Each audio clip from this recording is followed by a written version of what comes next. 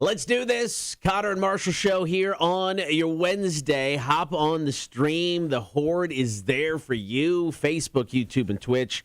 You watch the show each and every morning. Be sure to like, follow, and subscribe. You can also call, comment, and text throughout the day. Listen to the show. Download the app for free. Get us in your in-home smart speaker. Check us out at rock1061.com. Marshall, good morning. Good morning. All right. Just moments ago, finally watched the trailer for the new Star Wars. Not Star Wars. Spider-Man movie. Yep. Mm-hmm. And I'll just say, maybe I'm geeked out as much as I would be if it was a Star Wars trailer. That thing looks utterly amazing. It looks really good. And, of course, I went deep diving into the Twitterverse afterwards to see what all the nerds are saying, all the people that know things. And I'm excited about this final product. We're 1 month away from this third Spider-Man film, No Way Home. I mean, I think they tip their hat to the worst-kept secret about the movie without actually giving it away, and that's the appearances of other Spider-Men. Yep. When Doc Ock says, "You're not Peter Parker." So I think we're getting multiple Spider-Men. Yeah, and I think MJ falls at the end of the trailer, and she's caught by a Spider-Man. The glove looks a little different than our Spider-Man's. I'm just throwing that out there, Cotter. But it looks really interesting. I'm excited for this film coming out next month. If you haven't seen it yet, take about 3 minutes, watch it. It will be worth your time. Trust us. All right, coming up on the show today, going to be joined by Mac, top of the 9 o'clock hour. Chicks on Dudes.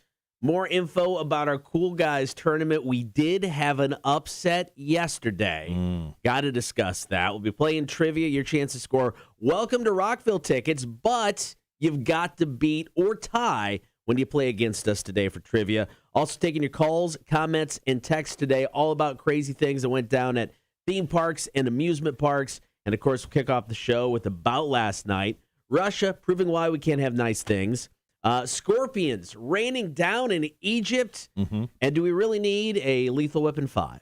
I don't know if we do. No. But it sounds like we're getting it. We'll kick off the show with that story next. Just Papa Roach. It's Kill the Noise. Cotter and Marshall. Rock 1061. For anyone who hasn't seen the trailer for Spider-Man yet, I dropped the link just so you guys can check it out. It is pretty cool. So good. Yep.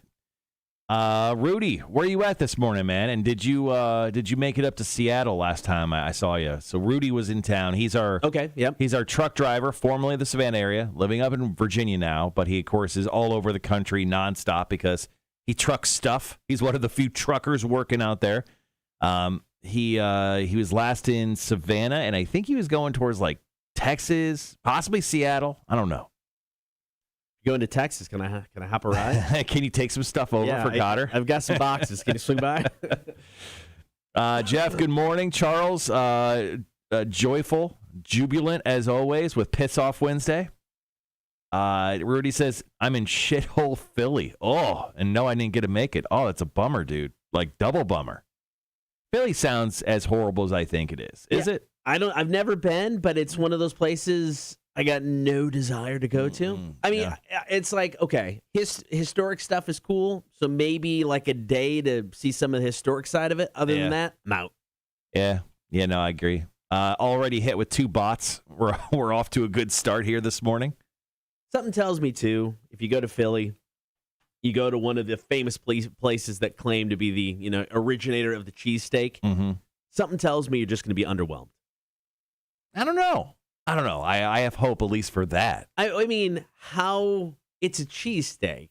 I don't know. It's how different it tastes different because the place you're in is so shitty.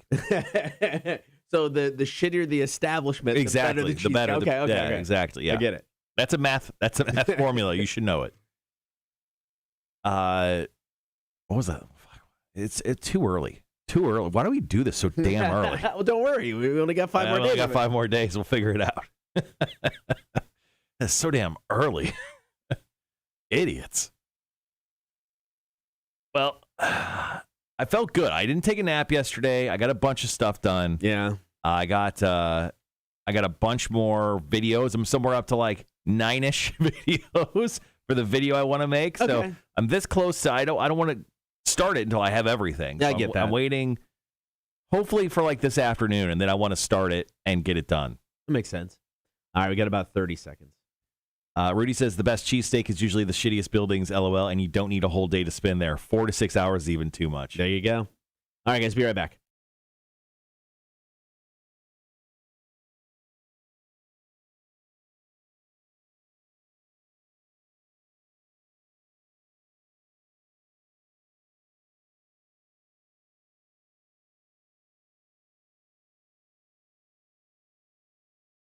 It's a show. Once a show. Do we actually need a Lethal Weapon 5? I don't know, but it sounds like it's happening. We got that story coming up.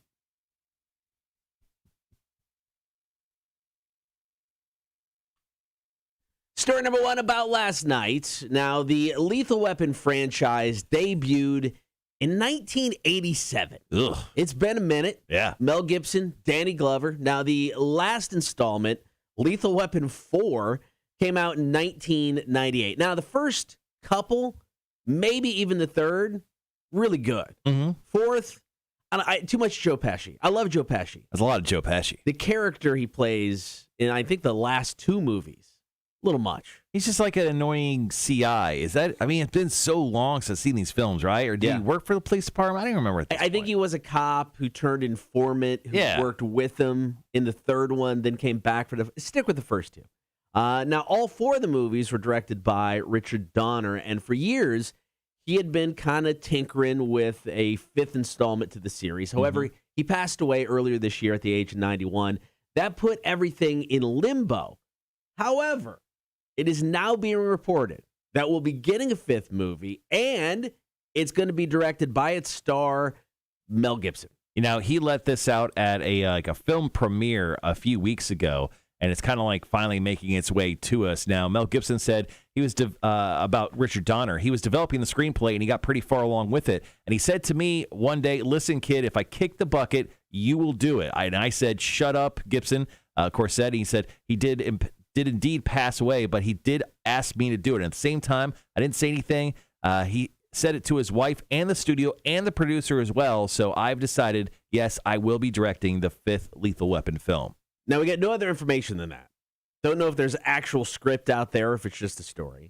No idea if Glover would come back. I think Pesci, outside of The Irishman, is basically retired from acting. Yeah, Pesci, I think, did that as a favor for The Irishman. Yeah, I don't think he's going to anymore. So I don't expect him to come back. I don't, like I said, the first two movies are fantastic. I don't know if I can sit through a fifth. I don't think we need a fifth movie, but I think Mel Gibson's just begging for any work he can get at this point. I mean, he's got Lethal Weapon 5, and then apparently he's been cast as one of the stars of the new Continental, which is that new John Wick series. Yep. So at least he's got some work going on. Of course, you know, Mel Gibson, the whole hot tub incident with his ex-girlfriend that kind of derailed his career because of, you know, the incredibly racist things he was screaming at her, which turned out to be kind of funny, actually, now that I think about it. Mostly because he was screaming about sexual things. I should go back and listen to that audio. Did you ever watch the Lethal Weapon TV series that was on for a couple seasons? Oh, no. I mean, I remember it, and I remember the guy, the star, who played Mel Gibson, got kicked off the show. Yeah. For being an a-hole. Yeah, the first two seasons of that was really, really good, and then, it all went downhill. So no timeline yet on this. We'll probably get some more info soon. 50-50 shot it actually happens. I think it's more. I think it's more than 50%. I think it does happen. I just don't think anyone goes and sees it. All right, story number 2. All about deadly scorpions in Egypt. Stick around. More about last night coming up. Cotter and Marshall, Rock 106.1. Was he screaming like blow job? I mean, there was an incident there. Then there was like an incident where he got pulled over. Oh, I forgot. I thought they were the same one. They weren't. No, they're different. Yeah, he got pulled over, and then going off about Jews people and stuff. Yeah, it's bad look for Mel Gibson. Yeah, and it only took him like 15 years to recover. Yeah, it's like he's still partially canceled-ish. I don't know. Yeah, they'll find something else before he does, and they'll cancel him before he starts working. Ooh, Charles brings us a good question. Philly cheesesteak or Italian beef? Honestly, Philly cheesesteak. Really? Yep. Yeah. I mean, I like Italian beef sandwiches. You get like a nice spicy giardiniera on there, man, and they are delightful. But give me a Philly cheesesteak for real. I ain't lying. It's delicious. It is. It is delicious. The fat guy in me, cheese and cow. Bring it on, man. And is it just like cheese whiz on a traditional cheese steak? I've never had that, I don't think. Okay. Rudy's saying chicken Philly all the way. Oddly, one of the best Philly cheesesteaks I've ever had is from a chain restaurant called Capriotti's. Okay. And they're known for their like Thanksgiving sandwich called the Bobby. Is delicious. Which is delicious. But they have a Philly cheesesteak that is out of this world great. Okay.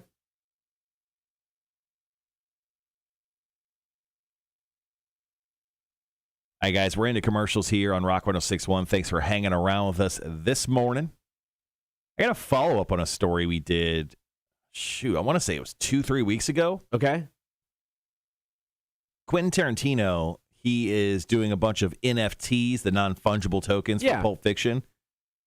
Well, Miramax is now suing him. So according to a lawsuit obtained by TMZ, Miramax claims that it was left in the dark about Quentin's planned NFT auction, but finally caught wind of it and fired off a cease and desist order letter to the director, claiming the film company has the rights to most everything media-related involving the film, including the NFTs he's looking to sell, which makes a lot of sense, unless there's some like back alley deal that Quentin Tarantino made with Miramax, right? With the Weinstein brothers or whatever.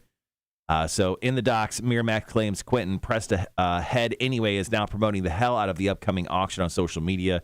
So the studio says it has no choice but to drag him to court. Miramax is going after Tarantino for money, and the studio wants the judge to pump the brakes on the auction. Interesting. I didn't know. I mean, I'm not surprised. I didn't know Miramax was still a thing. Mm-hmm. I mean, I thought. I think the company still exists. They're just not active. Right. Yeah. But yeah, it's funny that he was just like, yeah, they're not really around anymore. I'm just gonna sell this stuff. You know, I'm sure he has all the. I'm sure he has all the. I bet all the stuff he's ever done, like in a back catalog of in his basement somewhere. Morning, Wanda. Morning, Bob. What's going on, man? Wanda says making some chili today. Oh, shoot, chili sounds delicious. My wife was asking. She's like, "What kind of food should we do this weekend?" We've gone through the gamut of fall of dishes, right? I think already. Good morning. What the hell? Good morning. A-Dub in the house. 6:19. Okay.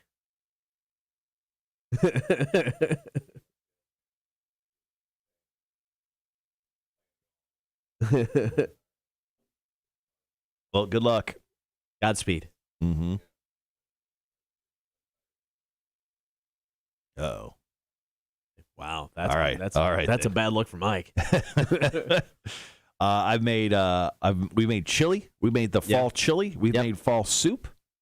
And I don't know where to go from here. Now, when you guys make chili, do you guys what's the process for you? We did chorizo chili. Ooh, and then we put one Carolina Reaper in there as like a secret. Yeah. To whoever got it. It was my wife, which is funny. Yeah. I don't know. What's the process? I don't know. My wife made it. So okay. I have no idea. Well, I didn't know. It's like you're not buying like canned chili. You're making your own concoction. Yeah. Yeah. It's. I would say most everything's fresh. I think we use like canned tomatoes in there. Yeah. Okay. Do you put toppings on a chili?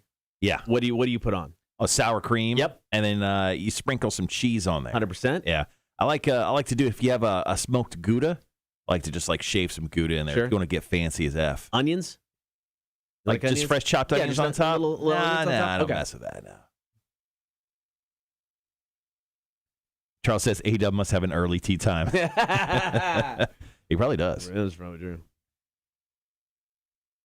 Wanda says that someone has already opened the Little Debbie Christmas tree cakes. Ooh. I'm not really into those. Are you into those? No. Little Debbie, they do fudge rounds, right? They do fudge rounds and oatmeal pies, and I'm about that life. Yeah. But everything else I usually don't mess with. I agree. I don't mind the brownies on occasion. Oh. On occasion. Does Little Debbie do the zingers? Remember zingers? Is that Dolly Madison? I don't know. Zingers they're just fancy Twinkies with coconut shit on them. They're freaking fantastic. Oh, it's Hostess. Yeah, zingers are Hostess. Back in the day, I used to have zingers all the time. Those were the business. Raspberry zingers, dude. I haven't had one of those in like a decade. Oh yeah, you got the frosting on top. Yeah, and they just like They like jizz coconut all over it. I mean, like it's coated in coconut jizz all over it. It's delicious. Never too early to scream jizz in the morning. Scott, good morning, man. What's going on? Oh. All right now. Okay. All right, got about 2.5 minutes to get into story number 2.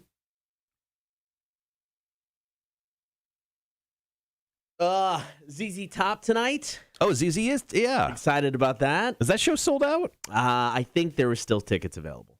Let me look real quick. I'm going to meet up with a buddy at the Rail around 7, just before the show. Grab a couple beers. Head over.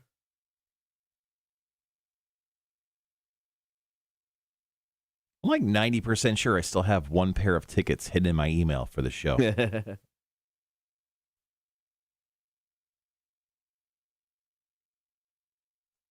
Got to bail right after the show today. So, got everything moving on the house. Got a home inspection today. So I got to get there and get the dog out of the house. Mm-hmm. Then, go hide for 2 hours while they do the home inspection. There are a shit ton of tickets left for the show. I thought there, yeah. I mean, just looking at them right now, I'm going to say this thing is maybe 50% sold out. Ooh. It is. It's not good, Cotter. Oh, it's not great. I'm talking on the floor. The center is almost completely sold out outside of 5 tickets. Right. The right and left of center, those are probably only 40% sold out, maybe. Damn. Yeah. No love for ZZ Top this time, guys. That sucks. Do you have to wear a mask at Civic Center? No. They tell you have to wear a mask if you're not drinking, but I was drinking the entire time. Right. So that's how you solve that. Just drink. Yeah. No one's enforcing it or anything. Yeah. All right, we got about 35 seconds.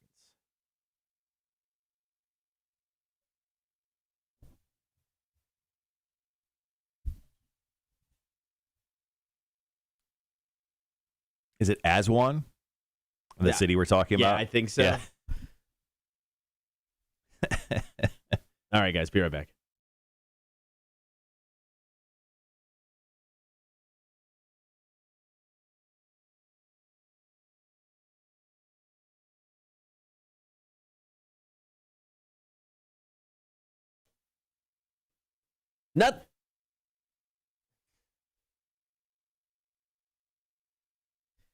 Nothing to worry about. Just a plague of deadly scorpions. It's all good. Story number 2 about last night. A massive swarm of deadly scorpions has been terrorizing residents in Aswan, southern Egypt, after recent thunderstorms and snowstorms blanketed the area. Now, rain, snow, dust storms caused all kinds of power outages and flooding. And then the massive swarm of scorpions, there's snakes, there are other animals. It's getting so bad. They're causing hundreds of injuries, even deaths. Yeah, so these scorpions, they're known as the black fat-tailed scorpion. Their venom can kill a human in under an hour unless they are treated very quickly at a local hospital. Now, the governor of Aswan, his name is Sharaf Atiyah. I think I didn't mess that name up too horribly. He has urged people to stay at home and avoid places with trees. So outside. Outside, see a tree close, walk right back into your house, guys. It is utterly a terrible time to be living in Aswan, Egypt at this very moment. 500 people have been hospitalized. 3 have died because of scorpions. I mean, this is like out of the Bible plague type stuff. Yeah, Egypt doesn't seem like the number one spot I want to go spend some time in. Right? Yeah, I think I'm going to have to say pass on that whole Egypt trip for 2022, especially with what's going on right here. All right, coming up, one more story to go in about last night. Russia blowing stuff up in space, messing with our astronauts. Come on, man. Details after Butthole Surfers. Cotter and Marshall, Rock 106.1. Morning, Jess. Morning. Wanda says, home inspection is a breeze. As long as you keep your house up, they should be in and out. I hope so. Kept your house up. Okay, gotcha. Yeah. Yeah, I hope so. That's the once we're through the home inspection and everything hopefully is okay, then I'm good. It's only the torrential amount of black mold that you have in your houses. Yeah, it does take I think a couple hours for the home inspection. Yeah, they sent the note yesterday and it's like, hey, they're going to come over around 11:15. I'm like, cool. Make sure I'll swing by, get my dog, and get out. I'm like, oh, or do I need to be there? And like, no. They prefer you not to be there. I'm like, good. I don't want to. They prefer you not to, but they can't tell you not to be there. It's my house. Yeah. No, so it's like I was going to meet Billy for lunch anyway over at Ben's. We're just going to meet up closer to the house now.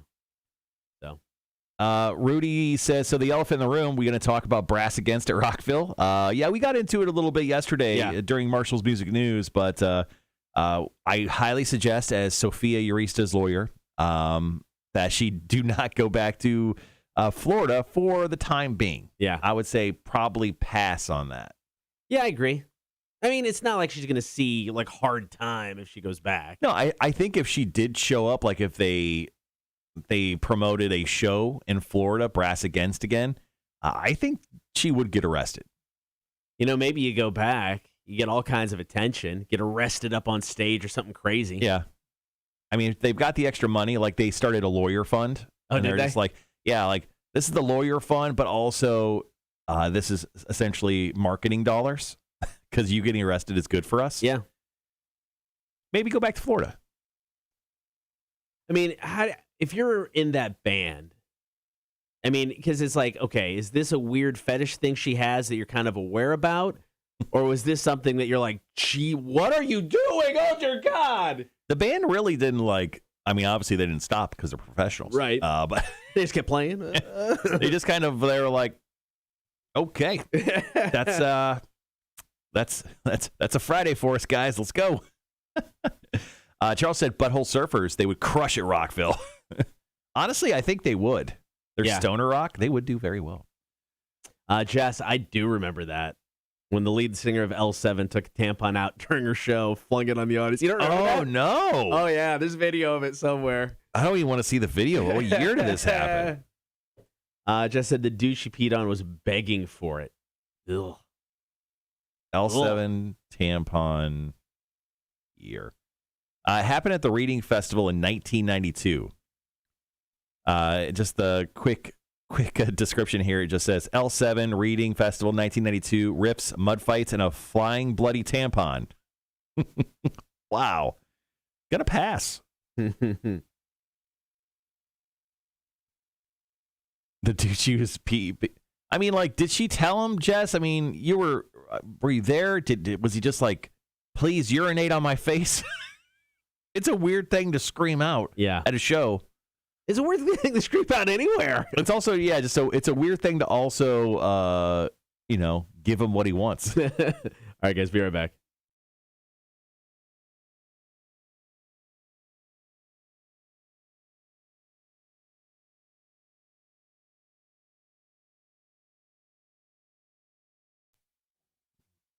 A recent Russian weapons test proves why we can't have nice things.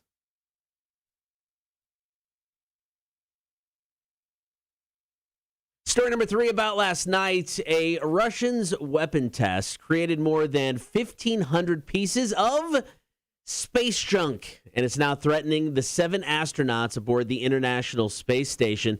The State Department confirmed Monday that the debris was from an old Russian satellite destroyed by a missile. So it's testing out this new system, had this satellite in space. We're like, we're just going to blow that up. Yeah. So they did. Russia was like, man, has anyone used a space missile recently? Hey, where are the space missiles out? Where do they go? Oh, there's one right here. Just in the drawer? Yeah, let's just shoot it up there. See what happens. Now, according to NASA Administrator Bill Nelson, he is big time Karen mad at Russia because he said, needless to say, I'm outraged and this is unconscionable. It's unbelievable that the Russian government would do this test and threaten not only international astronauts, but their own cosmonauts that are on board the station. Now, essentially, if any piece of like the 20,000 or 1,500 pieces of this blown up satellite would hit the International Space Station, it could cause a massive disaster up there. I didn't realize this. Like, just like the tiniest piece could like hit an integral part of the space station and can make it like blow up. Yeah, once the threat became clear early Monday morning, 4 Americans, a German, and 2 Russians on board were ordered to seek shelter in their docked capsules. They spent 2 hours in these 2 capsules and said the heightened threat could continue to interrupt the astronauts' science research and other work they're doing aboard the space station. Yeah, so not cool, Russia.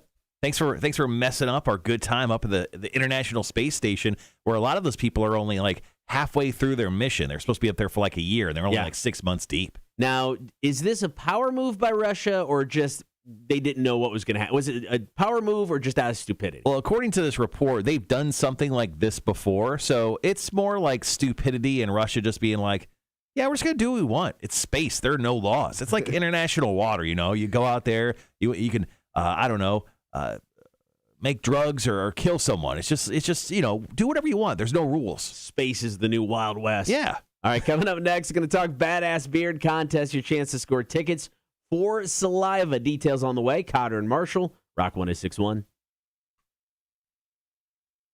So Jess said that she told the crowd she wanted to pee on someone, and the dude straight up volunteered. See, this wasn't an any report. Jess, you're amazing. She goes, it's like these people don't remember what the inherent risks of metal shows include. Freaking Gwar was there. In 2014, Gwar introduced Volvatron, who spewed blood out of her nipples onto the crowd. So this fat biker dude, so Sophia's up there. She's like, I'm gonna piss on one of you. And that dude was like, I would love to be pissed on. He had to be like either not thinking it was going to happen or really drunk and was like, she's hot and I'll let her pee on me. Some people are just into things that I cannot wrap my head around. Mm-hmm. This is one of them. Yeah. I don't get it. I mean, I think it's hilarious people pee their pants, but getting pissed on is another game I don't want to play. No, I mean, you pee, at least that's your own pee. Yeah. You know where that's been. Yeah, it's always hilarious. Oh, look, Cotter pissed his pants again. Hilarious. Jess said, pretty sure his dick was hard over it. I'm sure. Unfortunately, it was. Yikes. I'm going to grab coffee. I'll be right back.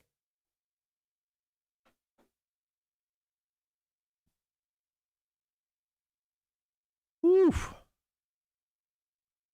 Crazy stuff. All right, guys, thanks for joining us nice and early. I'm not awake yet. I will eventually. Right around 9:30 maybe. I'll wake up myself. But thanks for joining us nice and early. I was looking at spots in 2022 that I want to go visit. I've got some stuff semi-planned. I've got Welcome to Rockville. I've already rented a house for 2022 via Airbnb. Let's see if they cancel on me again. But I wanted to make sure that I had one just in case. I have up until like the week before to cancel it and get all my money back. So that's good news. But I did book a trip in May to go see Cotter in Austin. But I'm looking for an early year trip, and I think I've decided on New Orleans. Someone talked me out of this. Someone talked me out of going to New Orleans. I'm thinking of going late January, early February, like a Thursday through a Sunday type of deal. And I've never been there before, so there's some stuff I just want to go, look at, around the city. There's some museums and stuff. There's obviously Bourbon Street. Is New Orleans worth my time? I mean, I think it's one of those places you go to once, and you're like, yeah, I'm good. I mean, I enjoyed it. So the first time I went was for WrestleMania. So we didn't spend a lot of time, doing the sightseeing stuff. We hit Bourbon Street and did that sort of thing. We went back for only a couple days around the holidays several years later, and we did more of the touristy stuff. I mean, it's cool. I mean, there's a lot. It's like Savannah with the history side of things, but with the Cajun spin on it. Yeah. But I it's not one of those places like I got to get back to New Orleans. I'm good. Yeah, there's a museum of voodoo that I thought was kind of cool that I kind of want to go check out. Jess says, if you don't like pee, don't go there. The whole place smells like piss. It's kind of fair. Does it really? The whole place? I mean, you get down to Bourbon Street, and it's It just smells like urine? Yeah. Like a strong urine? No. Like a sulfuric urine? It's just a waft of it every now and then. Just a slight coat of urine over Bourbon Street. Good morning, Mac.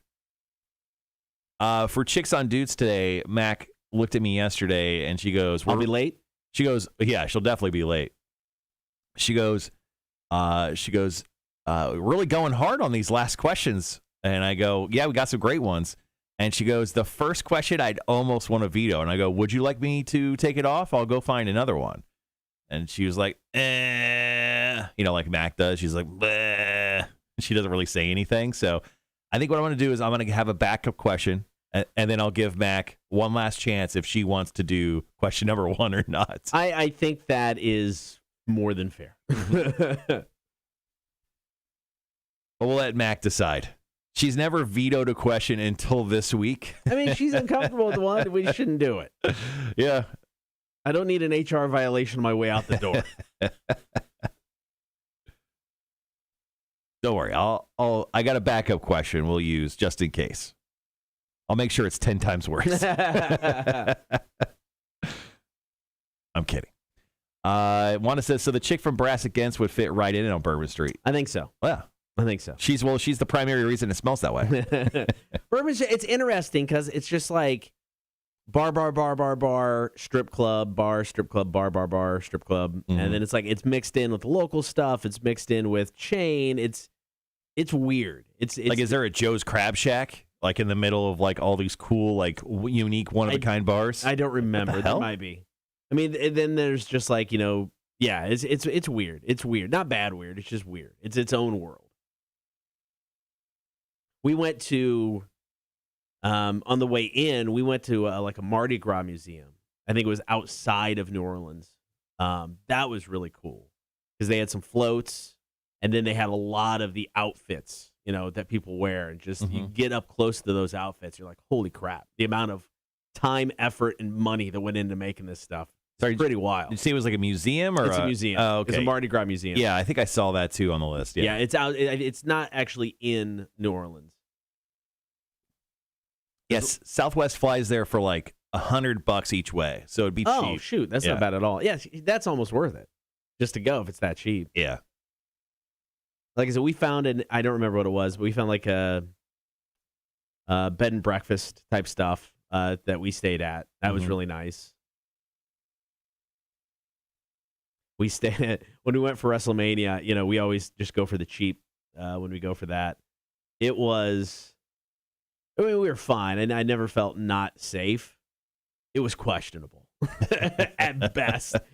I mean, if I had to power rank, so I've been to, 3 WrestleManias? I think the 3. If I had to power rank on the level of not feeling safe, New Jersey, high up on the list at number 1. Okay. New Orleans, number 2. Orlando is just a sketchy, low-budget hotel. Mm-hmm. New Jersey, it's like New Jersey was weird because, we're driving, we land at the airport. We get an Uber taking us to our Airbnb, and there was a dude walking across the street, and the guy in the Uber wasn't going to stop.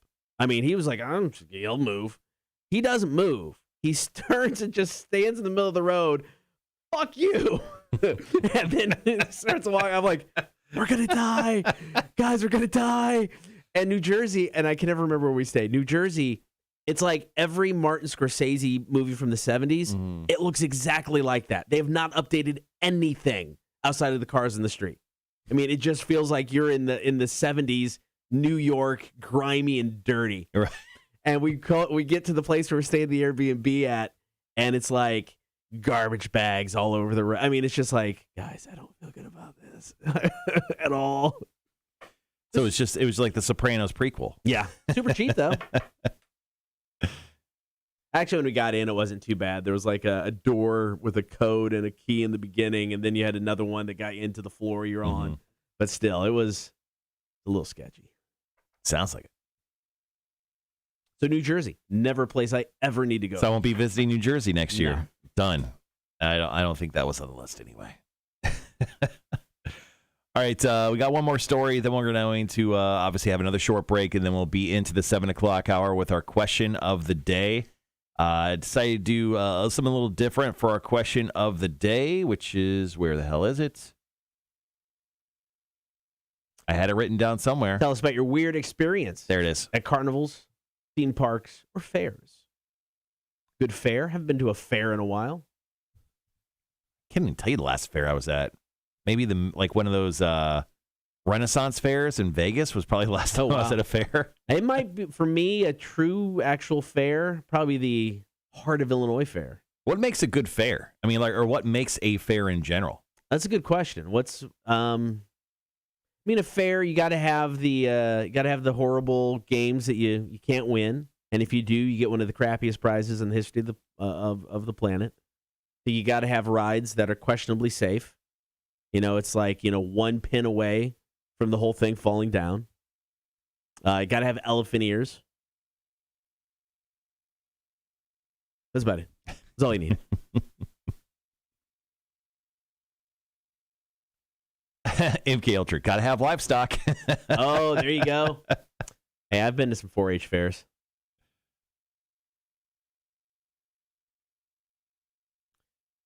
My brother, I didn't do 4-H. My brother was in 4-H.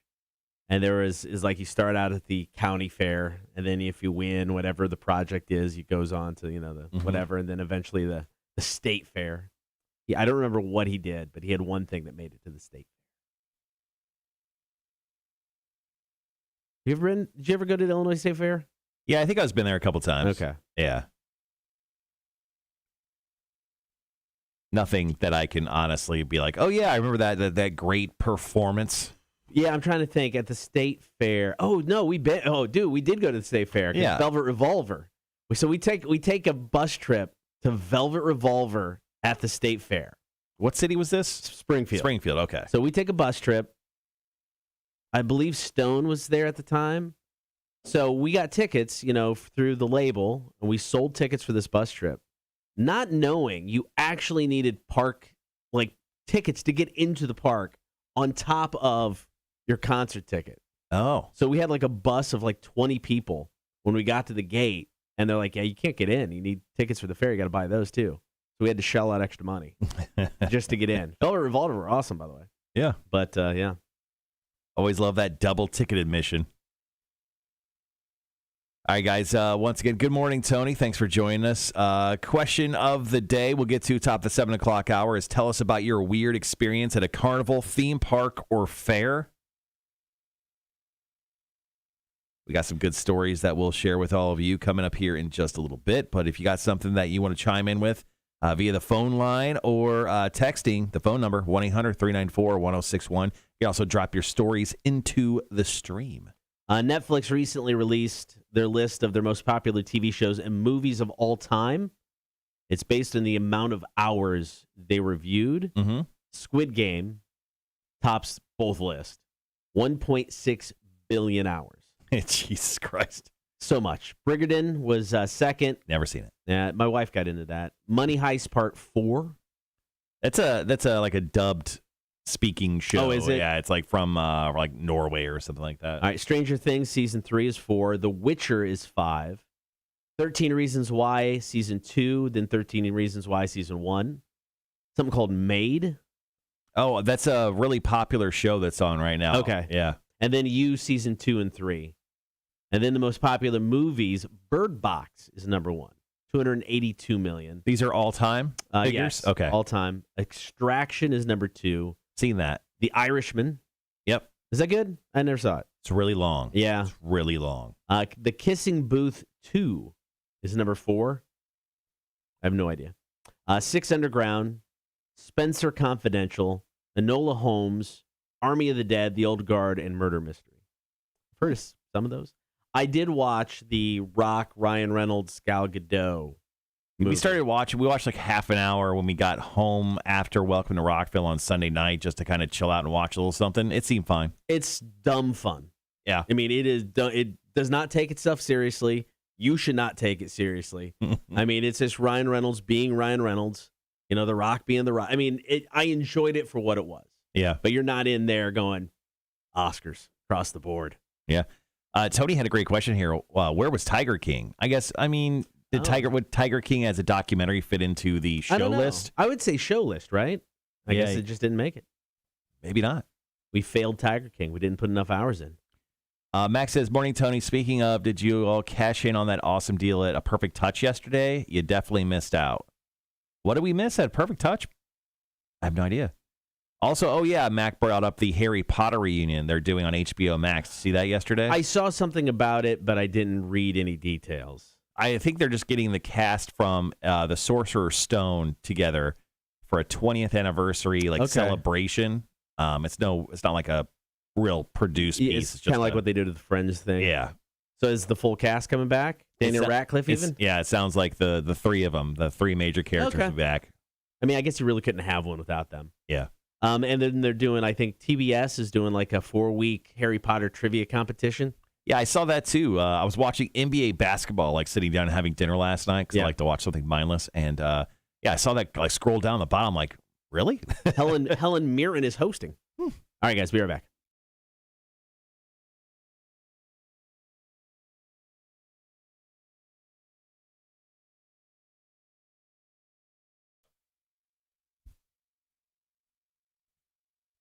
If you got a badass beard, we want to see it. Go to the Rock 1061 Facebook page now. Pinned to the top is the Badass Beard Contest. Take the picture.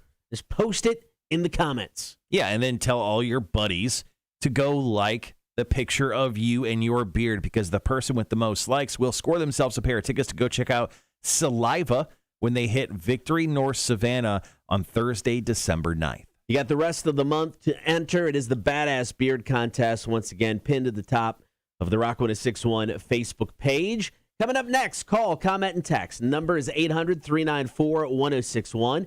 Tell us about your weird experience at carnival, theme park, fair, just something maybe out of the ordinary, some crazy story that happened.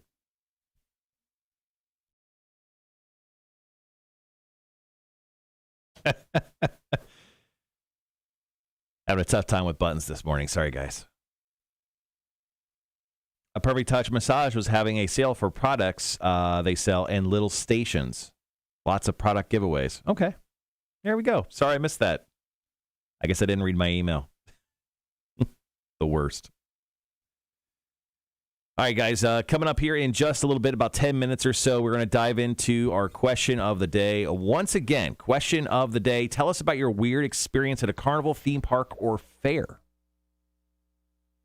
Got a call. Rock 1061, is this? Hey, it's Charles. Can y'all hear me okay? Yes, we can. What's up, man? All right, I'm using my office phone. So I got a call about the theme park. Yeah. Back when I was playing football in college, after spring practice one year, somebody gave us a bunch of tickets to Six Flags. So we said, okay, yeah, we'll go. That'll be fun. Well, we left Carrollton, started pounding beers on the way over, and started riding rides, and went to the free fall. Now, you seat 4 on the free fall, and it was me, one of the offensive centers, one of the offensive tackles, and a linebacker. Ooh, big boys. We were all hanging out together. So I'm not going to say the total weight of the 4 of us, but we jump on that thing, and it shoots us out to drop us, and down we go. Well, you know, if you've ever ridden free fall, you go down and you're kind of go to 90-degree angle on your back, and you go down to the stopping point and set you up. Well, apparently we had too much weight on there, and that thing, I guess it triggered a safety mechanism, and it locked us up right at the beginning of the curve. So we are, and of course, you know, we're half in the bag, and we're laughing, and I just happen to look up, and I see the next car shooting out, getting ready to come down. That's when the fear hit. Yeah. Like, holy shit. Now, give Six Flags the credit. I mean, literally within like a minute and a half, there was like 3 engineers there. There was 4 or 5 maintenance guys and an attorney. Wow, they had that on just staff. That's crazy, but yeah. I mean, just like they were there. So anyway, they're like, hey, y'all apparently have too much girth on the ride. So give us a minute to get everything unlocked and reset, and we'll have you out of here shortly. And can we get you any beverages or whatever when we're done, blah, blah. So it took them about 10 minutes to get us out. But, yeah, I mean, when I looked up and saw that car coming out to come down, I'm like, oh, my God, we're going to die.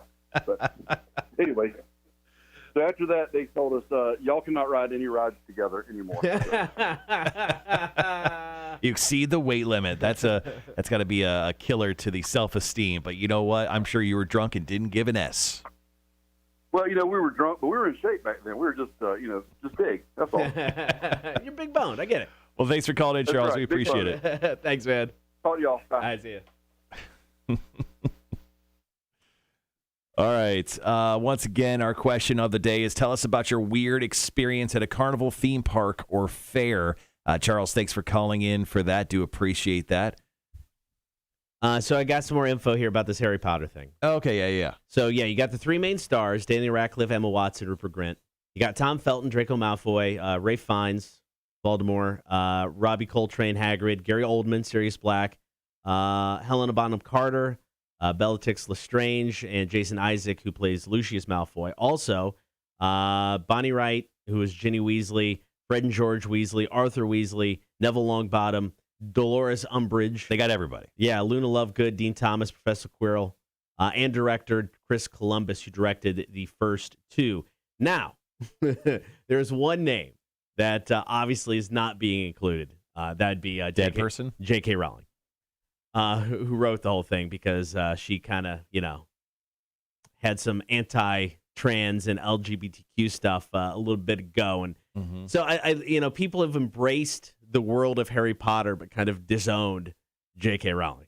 It's like you can't F up our fandom because we love the story too much, but you can kiss her ass. So she will not be on this thing.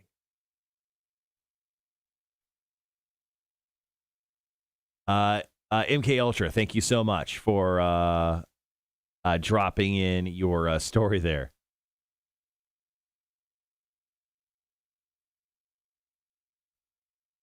You know what? I do have a great story for today. I totally forgot about it. Okay. It's about my very beginning radio. You know what I'm talking about? I don't know if I do. Yeah. I believe it was called Carney Trivia.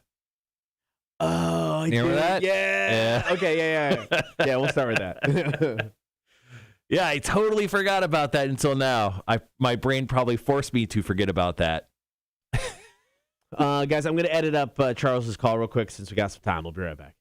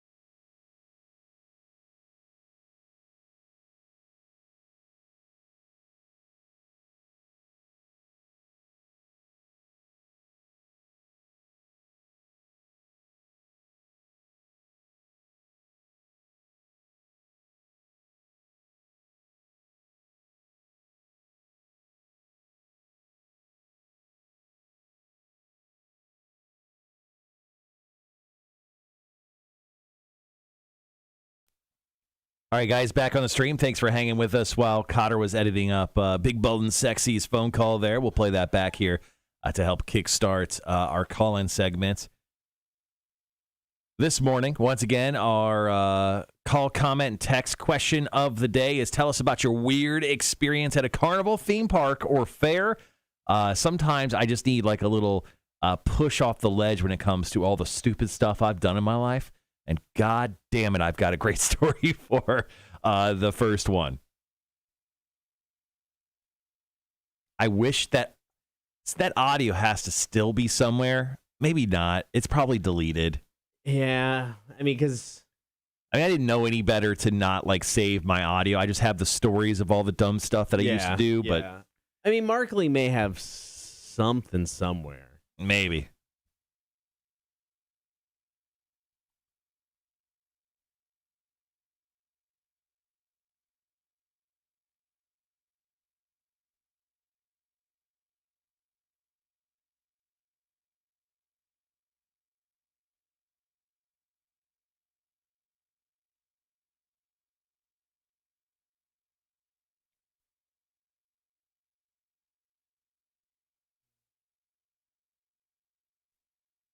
So this coming Friday, we've got Mayor Van Johnson in studio to do beer for breakfast, Cotter. So I wanted to do something special on our way out, and this is our last official beer for breakfast because I'm sure we'll be drinking some beers on our last day together. Right. But our last official beer for breakfast is going to be with the mayor, and we're doing non-alcoholic beers because it's probably be a bad look to drink alcoholic beers at 9 a.m. as a public servant. And, I told him that we're going to be doing beer for breakfast. And He said, yes, absolutely. He's very excited about it. He's going to sit there and watch us drink beer. I hope he joins in. But he knows the segment. So we did some research yesterday. And by that, I looked up one article online. And I went and picked up 3 different non-alcoholic beers yesterday. So this was the #1 rated non-alcoholic beer that we'll be drinking during Beer for Breakfast this coming Friday. This is the Athletic Brewing Company's Run Wild IPA. So I picked that up. Once again, 0% alcohol. #2 was a dry-hopped German beer called Klosthalle, crafted and bottled in Germany. It's a dry-hopped, non-alcoholic beer. And all these beers, low calories. Yeah. Like 90 calories or less. And then I was like, well, people don't really know those beers. Those are like craft beers. I wanted something a little bit more name brand worthy. So I chose Coors Edge as our third. We'll do that on the stream. Yeah, that's fair. So this beer is a non-alcoholic beer. I ain't gonna lie, man. If that IPA is even remotely tasty at 70 calories, I just like a good IPA every now and then. I don't know if it's the booze or it's the taste, but I'd be down if it's a halfway good. Like you'd be down to like buy it on a regular basis? Yes. I love a good IPA. But I also love getting drunk. So figure that out. Like that's why I just put vodka in it. Well, I mean, if it means anything, this non-alcohol, put vodka in it. If it means anything, this non-alcoholic 6-pack cost me $8 yesterday. It was really cheap. It was stupid cheap. I kind of thought the craft stuff would be more expensive. No. Okay, cool. I bought craft 6-packs that were like $26, $27 before. That was $8. I bought 4-packs that much. Our cheapest beer for breakfast ever that we've had to buy is right there. Nothing but the best for Mayor Van Johnson. Rudy says, go ahead and throw that Edge in the trash. Yeah. I have a little bit of faith in the IPA. Not that it's going to, you're going to drink it, you're going to this is the best IPA I've ever had. But I have faith in that, and I have faith in the dry hop one because they can mask, any sort of weird non-alcoholic flavors with, the IPA and with the extra hops. The Coors, though, no, the Coors will be the worst. Yeah. Yeah. I know, I absolutely agree.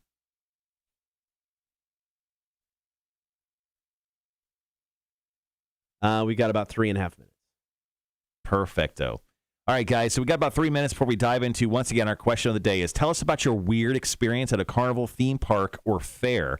Let us know your stories, and we'll share them with you here in just a little bit. MK Ultra, Wanda, thank you so much for dropping in yours. Also got some from the stream as well, from Liquid. Liquid, our good buddy Liquid, who shows up at 9 o'clock every day on the stream. So, Cotter, how do you want to work this first break here? I'd say start with yours. Okay. I think that's good. We had 3 from Facebook. Do we want to do Charles's in the first break, or do we want to hold that for the second? I always like doing the calls early because it could spur more. Right. So I would say why don't we end on Charles? Okay. Do you think yours is long? Charles's call is about a minute and a half, I'm thinking. So if we just go to yours into Charles, is probably the best bet. Okay, yeah. Well, I'm always long-winded. So yeah, let's do yours. We'll play Charles's. We'll get out, and then we'll have the stream and Facebook from there. And I'll have a story. I've got several. I'm just trying to figure out which one's the actual best.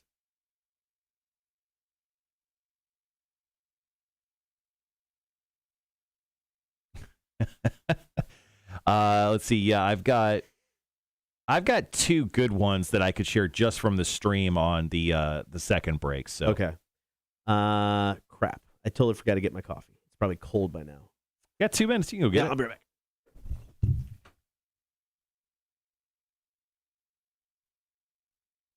Whew. Okay, guys. Once again, thanks for hanging around this morning. We're less than 2 minutes away from our question of the day. Starting off with a fun story that I probably right at the beginning of my radio career did. Well, you'll hear about it. I'm alive somehow. But we'll get into that here in just a few minutes. Later on in the show, we'll obviously play some Are You Smarter Than a Community College Dropout trivia for Welcome to Rockville tickets, where you're going to have to beat us or tie us for those tickets. We'll also get into this really weird story with Matthew McConaughey and Pickles. We've got audio. You got to hear it. And Mac will be swinging in for Chicks on Dudes later on. She kind of half vetoed a question, and I said, okay. I get it. So I'm going to leave it. The first question it's the first question, though. It's not even the third question. No. The third question's even spicier, one would say. The third one? Did you even read that?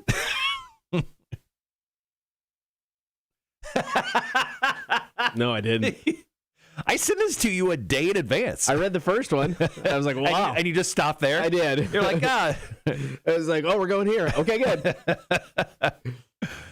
I just figure if it's going to be the last week, I just grab some of the ones that we've just I don't know if we could say the second thing on the air. We could just give abbreviations. Yeah, we'd have to. Yeah. Wow. Getting weird today, guys. Nah, you could say that. I'm pretty sure. I asked Mike yesterday. I said, hey, Mike. We're not saying that. I said, Mike, can we say this? And he's like, yeah, go ahead. I don't care. All right, guys. Be right back.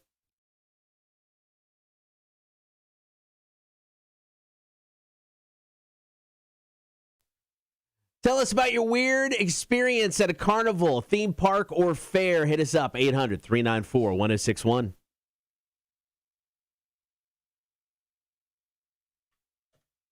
Good morning, everybody. Thank you for hanging out on air and on the stream. If you haven't done the stream thing yet, hop on Facebook, YouTube, and Twitch. While you're hanging out, give us a like, follow, and subscribe. All right, like we said, taking your calls, comments, and texts this morning. Number is 800-394-1061. Tell us about your weird experience. What went down at a carnival, theme park, or fair? So I've got a story, Cotter. Yes, you do. Yes. So right at the beginning of young Marshall's career, I was known as Whitey. They called me Whitey. I don't know why. I couldn't even tell you to this day why they call me Whitey. Cotter's dying of laughter. Unfortunately, my skin is very pale. I love the fact that you still have some people that call you that because you moved away. Yep. So to them, you're still and will always be Whitey. Yeah, I am fair like most maidens from your fairy tales. But anyway, let's get past that. So I joined a morning show as the stunt boy. It was the Mark Liam Bones morning show. Didn't last too long, like most of my morning shows. So they brought me on as the stunt boy, and I took over the stunt boy, kind of mantle from a guy named Joe Danger. Oh, so I had a lot to live up to. I forgot about Joe. So this day, and this is like one of the first things they ever had me do. So the local carnival was in town. So at 7 a.m., they wanted me to go do Carney trivia. So the task was pretty simple. Marshall, Whitey, go down to the local carnival, and you'll see trailers. Go bang on a door until someone opens up. And these guys work till like 2, 3 o'clock in the morning. They're getting hammered drunk. That's just the carny lifestyle, okay? So I go down there, and I'm banging on a carny's RV door. So I have a phone in my hand, and I have like 3 questions. And if he got 2 out of 3 questions right, I would give them a prize, right? Right. Well, when the gentleman answered, he wasn't ready to play trivia. He opens the door in like a wife beater and a pair of boxers with a knife in his hand, and then he has a gun strapped to his side. So he got up, he has a gun and knife, and he walked out, and I'm like, "Hi, I'm Whitey, and you're about to play Cardi Trivia." And he's like, "Get out of here." And he said something a lot worse than I could say. And I was like, "That's a great idea, sir. I'm going to go ahead and leave." I go, "But are you sure?" And he's like, "Leave." And I was like, "Okay." And the guys on the other line are just dying laughing. Yeah, I had like essentially, I mean, I wouldn't say he pulled a knife on me because the knife was very visible in his hand when he opened the door. And I kind of came to his place of residence. So like, that one's on me. But I could have possibly got stabbed and shot by a carny, which could have ended my journey a lot earlier than what I thought. Did you get any carnies to play? No, I was. After that, were you done? I kind of was like, after I said on the air he had a gun and knife, they were like, "Why don't you come on back?" Well, that's good. Yeah. That's right. Stay there for the bid. It's fine. Yeah. Can you imagine what the carny life is if you're sleeping with a gun on your hip? Well, you're out and about. You don't know what kind of weird white radio people are going to come start slamming on your door at 7 a.m. Like, I would probably have a gun, too. Yeah, fair enough. All right, tell us about your weird experience at a carnival, theme park, or fair. Big, Bald, and Sexy hit us up with a call. Talk about the time he and his fellow football teammates went to Six Flags. Back when I was playing football in college, after spring practice one year, somebody gave us a bunch of tickets to Six Flags. So we said, okay, yeah, we'll go. That'll be fun. Well, we left Carrollton, started pounding beers on the way over, and started riding rides, and went to the free fall. Now, you seat 4 on the free fall, and it was me, one of the offensive centers, one of the offensive tackles, and a linebacker. Ooh, big boys. We jump on that thing, and it shoots us out to drop us, and down we go.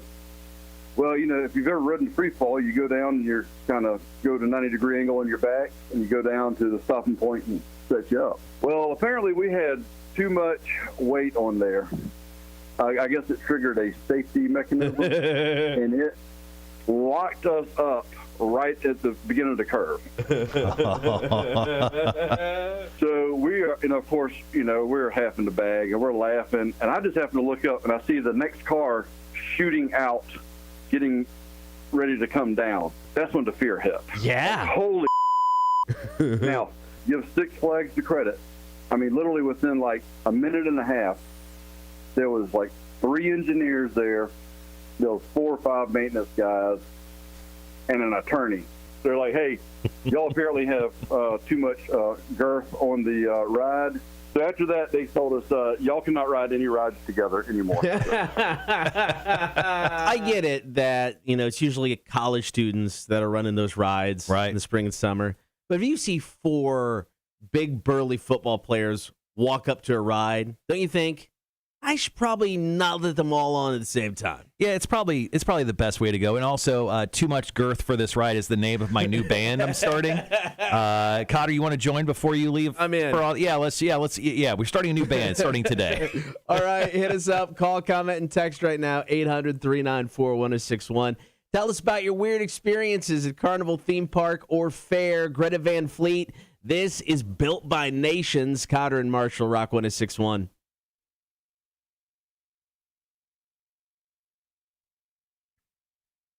All right, guys, thank you so much for hanging out this morning. Once again, our question of the day, tell us about your weird experience at a carnival, theme park, or fair, whether you get a gun or knife pulled on you or some other silly stuff. Chris Bragg had a great story here. He said at 15 years old, he said he was man enough for his first few beers, and he said it didn't turn out too well. Bragg, we're a radio show. Tell us in detail exactly what happened, my dude. So now I won't tell this story on the air, but so we used to go to Six Flags up in Chicago with friends. So it was like the group where I met my wife. We were just friends at the time, but it was a group of us all met in the same class. And coming back from Six Flags one time, it was like we were in a minivan, and it was 2 people in the front, 2 people in the middle, 3 people in the middle, Dana and I in the back. Now, we weren't dating, never talked about dating, but for whatever reason, the whole way home, hardcore made out. I mean, just, we're going at it. She was drunk. Probably. No, there's no beer involved even, which is even weirder. Heroin. It was never mentioned again. Kind of like White Russian night. It happened. It was never brought up again. And we never talked about it. Yep. Ever. I don't think it was brought up until after we got married, where I'm like, what happened that night? And she's like, oh, yeah, I don't know. I thought you were going to say something, and you didn't. And like, okay. So, for years, went unmentioned that we made out way before we dated, way before we started talking about dating. Just her and I back. I think it was my parents' minivan we borrowed. Classy. Making out. Tommy was driving. Thank you, Tommy. Wow. To this day, Tommy. Cotter, we got a text message, not about the call-in segment, but about your salsa. Oh, Salsa Mark? So, morning, Cotter. I want to tell you about, before I forgot, if that salsa's too hot for you, he's calling you a bitch right here. If that salsa's too hot for you, you could do what my other friends have done and cut it with brown sugar with a little bit, and put a spoonful, and then regular salsa also helps cut it down. I didn't realize it got that hot. Sorry. Yeah, it goes on for a while. But anyway, he's telling you to put some brown sugar in it, you pussy. Dude, it is spicy. It's really good. I mean, it's like I've never had like fresh salsa like that before. Mm-hmm. I mean, the flavor is amazing, but this one, he kicked it up so many notches. It wrecked me in ways that green chilies could never dream of. So, yeah. It's a good colon cleanser for you. Oh, so much so. We had Brian yesterday, too, drop us a ton of pictures from his Welcome to Rockville trip. Oh, nice. And then, Rhett chimed in. Sorry, Rhett, we missed that. Rhett chimed in. It's his birthday today. So happy birthday, Horde member Rhett. In celebration of you, what are we going to do? What are we going to do for Rhett? Say happy birthday? I don't know. Happy birthday, Rhett. So good at this. How about this, Rhett? In celebration of your birthday, tomorrow we will hold a birthday party at the Draft Room at Berwick, which is a great segue. I love it. To talk about our Horde meetup with Cotter, which we'll tell you more about in about 15 seconds or after 15 seconds. Yeah, we'll be right back.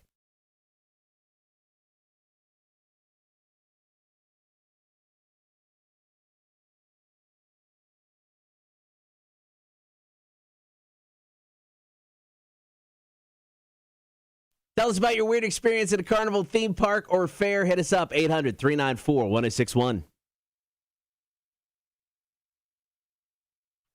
We are taking your calls, comments, and texts today, all about weird experiences at a carnival, theme park, or fair. My story takes me back probably grade school. So we had the school carnival. You know, when I was in grade school, school carnival, kind of a big deal. You know, it's a lot of fun, hang out with friends. Yeah. Well, one year, the junior high section, because we were all in the same school, to raise money for like the 7th or 8th grade class, they thought it'd be a great idea to have a jail at the carnival. Oh, yeah, I've heard about that type of, yeah. So you put on, you know, it's like you pay him $1 and you're like, hey, go arrest Marshall. You know, you pay $1, you get out of jail. Well, kids didn't want to be arrested.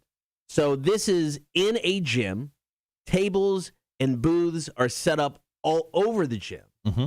And then you have 8th grade dudes chasing whoever they had on the list of people to arrest through this carnival. So you have people standing around trying to do their thing. You got people playing games. You got people buying stuff. And all of a sudden, from a far corner of the gym, you just hear this massive crash because 2 of the junior high guys, who were sheriffs, was chasing down another little kid. Well, the little kid zipped around this table. The bigger junior high guys couldn't zip around the table. They went crashing right into the table. Yeah. Now, this was back in the day when Michael Jackson, Thriller, was kind of a deal. Okay, I don't know where this is going, but I'm interested. All right. So there was we were selling really bad ripped off Michael Jackson merch. Like T-shirts that had been like screen printed with like the Thriller cover on. Oh, well, I'm calling his estate. That's fine. Like self-made sparkly gloves. Wow. They were everywhere because that's the table they ran into. I mean, and it's just like the crash. This one, needless to say. Mm-hmm. The jail was shut down after that. Oh, no. It was never brought back to future carnivals. I mean, we can't have nice things. I mean, at the time, we're like, oh, this is fun. This is kind of a good idea. They did not think this through. And the fact that teachers and or staff signed off on this and thought it would be a good idea still amazes me to this day. Well, I've heard of this concept being done before. Generally, people go willingly, but it's funny that you had like two like hulking linebackers of sheriffs and like little Tyreek Hill from the Kansas City Chiefs running around like diving underneath stuff like it was a Hollywood movie. That's awesome. All right, guys, once again, our question of the day today is tell us about your weird experience at a carnival, theme park, or fair. Now, MK Ultra, our buddy from the Horde on the stream, chimed in with this story. It's pretty simple, but check this out, Cotter. He says, I saw a carny leave a bounce house unattended, and a kid got hurt inside once. Then his dad came running over, and when the carny came back, he called him an a-hole and told him just to go F himself. Yeah. He goes, if that's not weird enough, I feel like Midwestern carnies spend the warm season as carnies and the winter season as cast members of live PD and cops. So, yeah, I was like, you know what? That actually fits rather well. Roy hit us up on Facebook. He said, punched a clown at the Coastal Empire Fair. When I was 13, I was banned for it. The clown had it coming. Decided to jump out and bear hug me to scare me. Joke's on him. Got a bloody nose. I don't think the actors are supposed to touch you. No, they're not. What are they doing? Maybe it's actually one of his like family members. Still to this day.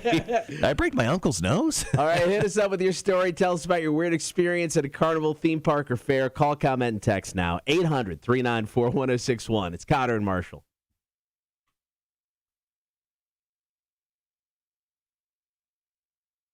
All right, let's see.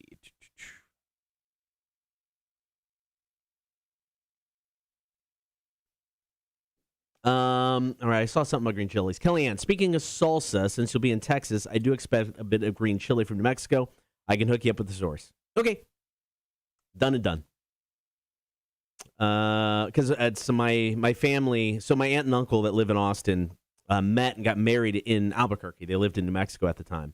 So they still have friends there. So they'll go back about every year to go get their green chilies. And then they have a fridge out in the garage that is just loaded with green chili. Then Tony, speaking of green chili, since you're leaving, I made the executive decision to keep what I was going to give you since you will be continued access to a good green chili soon. Nope, understandable. I get that. You keep it, you enjoy.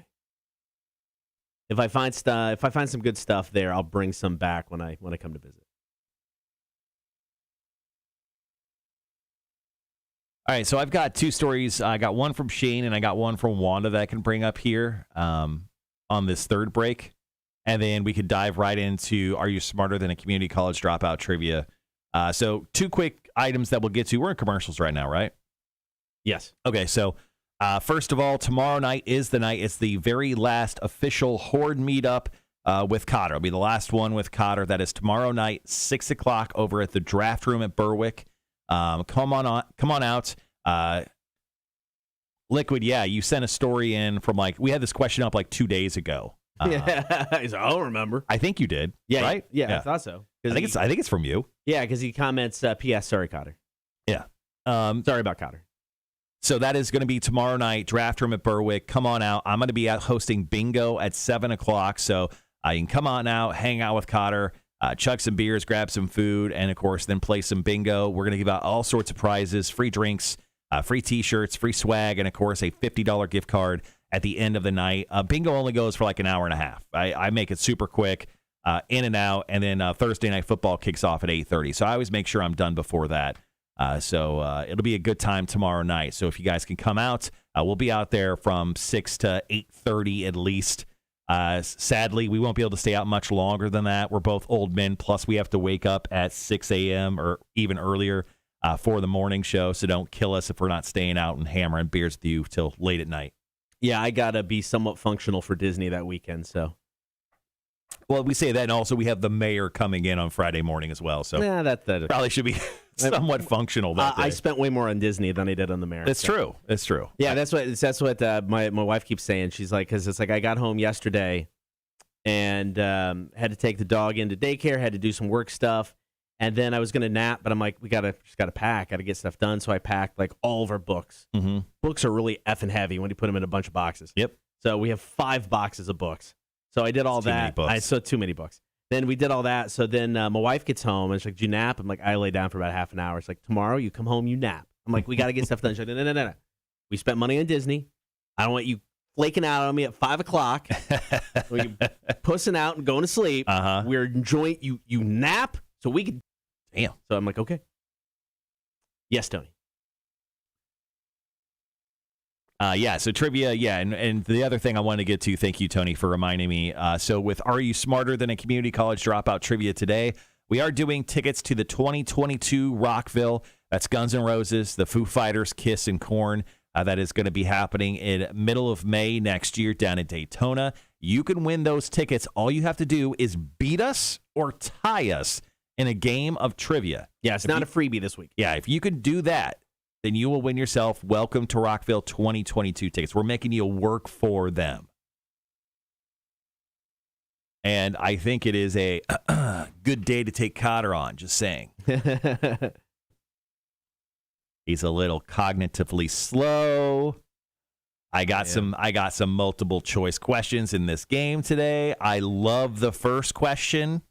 The first question maybe I'll say it. I think the first question of just Are You Smarter Than a Community College Dropout trivia today? Yeah. Maybe my favorite question I've ever said.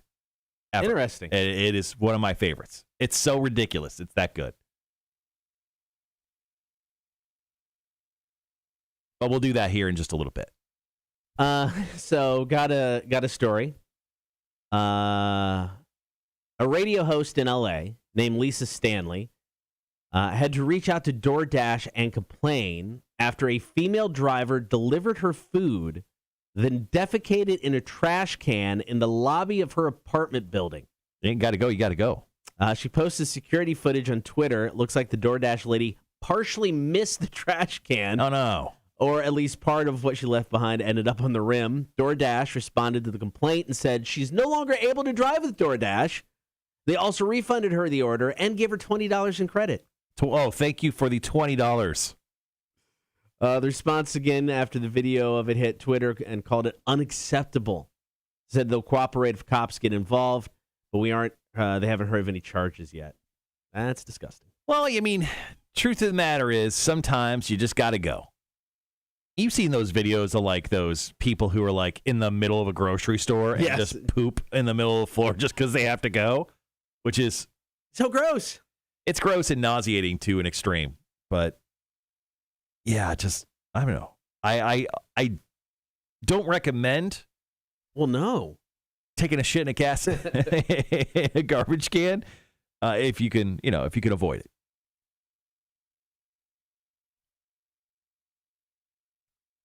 So what are we doing here again?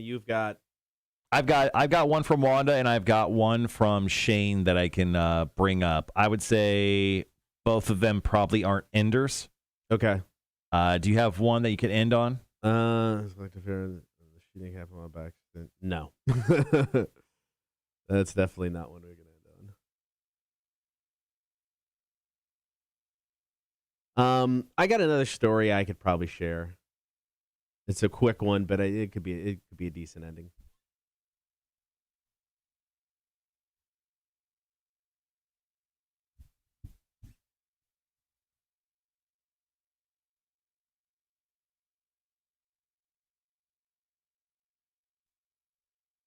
Well, I got one that I can make the ender here. Okay. If you want to flip that out.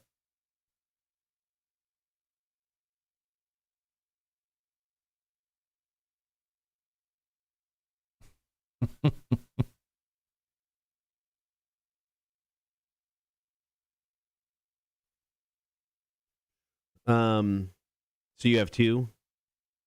Yeah, sorry. I'm just going through a couple of these, making sure I have.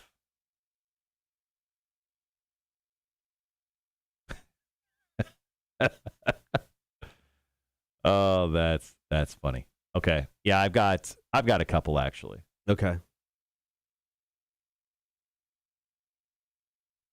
I've got a creepy one and I've got a couple funny ones I could do.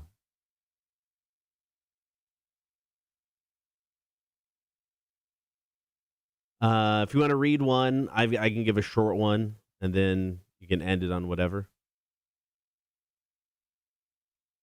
Yeah, I'll do Wanda's, you do yours, and then I'll do Lacey or David's. Okay. All right, guys, got under a minute.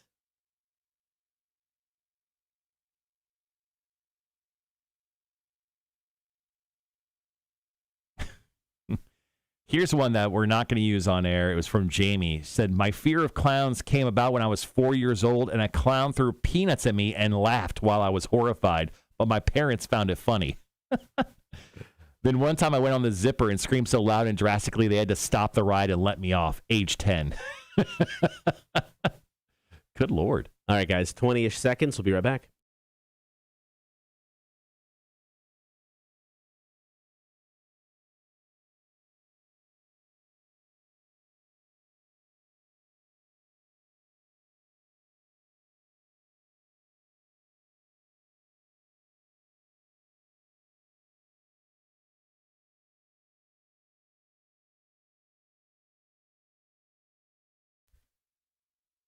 Been taking your calls, comments, and texts today, all about your weird experiences at a carnival, theme park, or fair. So Wanda hit us up on the stream earlier, and she said, I had a carny try to talk me into leaving with him once when they were wrapping up the fair. Mind you, I was in maybe 9th grade when he asked. He would talk to me every time I would walk by the booth. Effing creep. You go running away with the carnival. Hey, Mom, is it cool if I just leave for a while? Yeah, I'm just going to run off with this carny. He said I could just go with him and just ride the roads. I know I'm a freshman in high school. I know. It's fine. I want to experience life. This house is a prison. Back in junior high, a buddy and I, his name was Royce, went to the Heart of Illinois Fair. So we were 13, 14, whatever you are in junior high. So we get dropped off. I believe his parents took us. And it's just like, all right, 13, 14-year-olds, let's go look for some ladies. Oh, absolutely. It's the first thing I'm doing when I go to a local fair. Hey, but we actually, we found a couple that we were hanging out with. Mm-hmm. And you got to remember, we're 13, 14 years old. So we were hitting like every, cotton candy stand and every elephant ear booth. And, showing them a good time, huh, Cotter? All of it. And then like we had these massive jugs of Mountain Dew. Yeah, you did. So come sip on this dew, baby. We go on a couple rides, hanging out with them for about an hour or so. Mm-hmm. Great. We go on whatever, like the tilt-a-whirl, where you get slammed into each other, whatever. Yep. So Royce proceeds halfway through the tilt-a-whirl ride to lose everything he had eaten previously at said fair. It went all over me. It went all over both of the ladies we were hanging out with. Oh, no. Needless to say, ladies left after that. Could you tell what he ate? What do you have? Elephant ear. There's a lot of, it was just fried carny food. Roast beef sandwich? Maybe. But, it was disgusting. It was, puke on the tilt-a-whirl. Our days were ended with the ladies. Oh. Went nowhere. He's not a good wingman. No. Yeah. No, and it's like, I was 13. I didn't know what was going to happen, but felt it was going really good. Yeah. Up until that point. Yikes. All right. Well, thanks, Royce, for nothing. Yes, OB. All right. Well, tell us about your weird experience at a carnival, theme park, or fair. That's our question of the day. Lacey hit us up, wrapping up our segment here. She said, I remember when I was on a tilt-a-whirl one time, and I was wearing flip-flops. One flew off my foot and just hit someone standing in line. I just walked away. Because you really can't claim it, right? At that point, you're just like, nope, I just no longer have a flip-flop. All right, it's time to play Are You Smarter Than a Community College Dropout? Here's the deal. All this week, your chance to win 2 tickets 4-day passes to next year's Welcome to Rockville. The catch is you have to beat or tie us. You're not getting them for free. You got to win or tie to get this done. Yeah, so if you're not feeling smart today, go ahead and take the phone that's in your hand, just put it down. Yeah, wait until you feel like you're utterly on top of things mentally, and right now is the time. 1-800-394-1061. If you're the first person in and you can tie or beat us, you get hooked up with Welcome to Rockville 2022 tickets. Are you smarter than a community college dropout? It is next. Cotter and Marshall, Rock 106.1.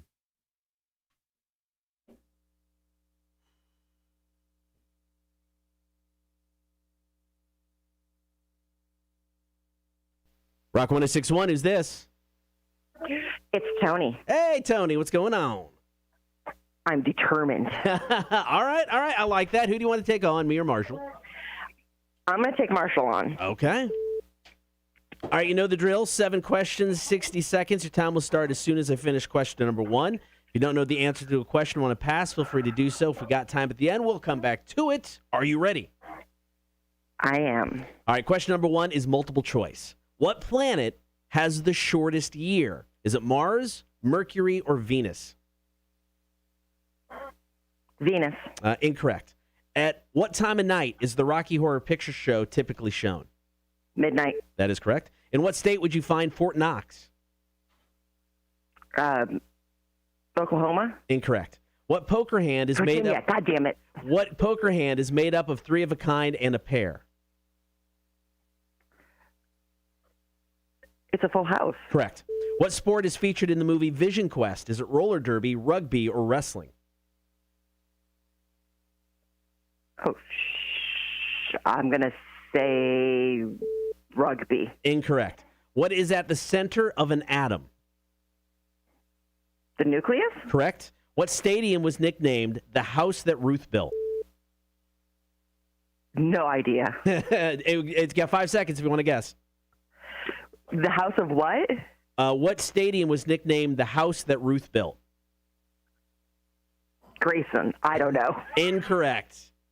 All right, Marshall. Damn, I sucked. Tony got 3 out of 7. Okay. Tony, hold tight. Put Marshall to the test. Once again, 7 questions, 60 seconds. Your time will start as soon as I finish question number 1. It is multiple choice. What planet has the shortest year? Is it Mars, Mercury, or Venus? Mercury. That is correct. Oh. Nice. At what time of night is the Rocky Horror Picture Show typically shown? Midnight? That is correct. In what state would you find Fort Knox? Colorado. Incorrect. What poker hand is made up of a 3 of a kind and a pair? Full house. That is correct. Multiple choice. What sport is featured in the movie Vision Quest, roller derby, rugby, or wrestling? What the hell is Vision Quest? Movie from the 80s. Say, what were the answers again? Roller derby, rugby, or wrestling? Wrestling. That is correct. Oh. What's at the center of an atom? Nucleus. That is correct. What stadium was nicknamed the house that Ruth built? It's Fenway or Yankee. What team was he on first? He got traded to the Red Sox. Yankee Stadium. That is correct. That is 5. No, 1, 2, 3, 4, 5. That's 6. Oh, 6 out of 7. Sorry, Tony, not today. I know. We'll live to do another day. What question did I miss again? Oh, you missed Fort Knox. Fort Knox. Oh, okay. Well, all right. Well, Tony, thank you very much. You could try again. Best of luck. Thank you, guys. Have a great day. I see you. All right, real quickly, going over the correct answers. Mercury has the shortest year. Rocky Horror Picture Show typically shown at midnight. Fort Knox is found in Kentucky. What? Is it really there? Yeah. Because nothing else is there. I get nothing. Yeah, just whiskey. Yeah, no, nothing. 3 of a kind and a pair is a full house. Vision Quest is about high school wrestling. Matthew Modine. Nope. That's a great movie. Never heard of it. Madonna, earlier in her career. Yeah, she's in it too. Still hard no. Nucleus is at the center of an atom. And yes, the house that Ruth built is Yankee Stadium. Back at it tomorrow, 7:30. Another round of Are You Smarter Than a Community College Dropout? Your chance to score tickets for Welcome to Rockville 2022. All right, Cotter's going to edit that up. We'll be right back on the stream with audio.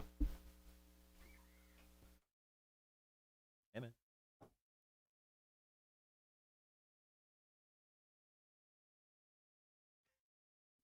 Close enough. Time to play Are You Smarter Than a Community College Dropout? We got Tony on the line looking to score tickets from Welcome to Rockville. Got a tie or beat one of us? Tony, who do you want to take on? Myself or Marshall?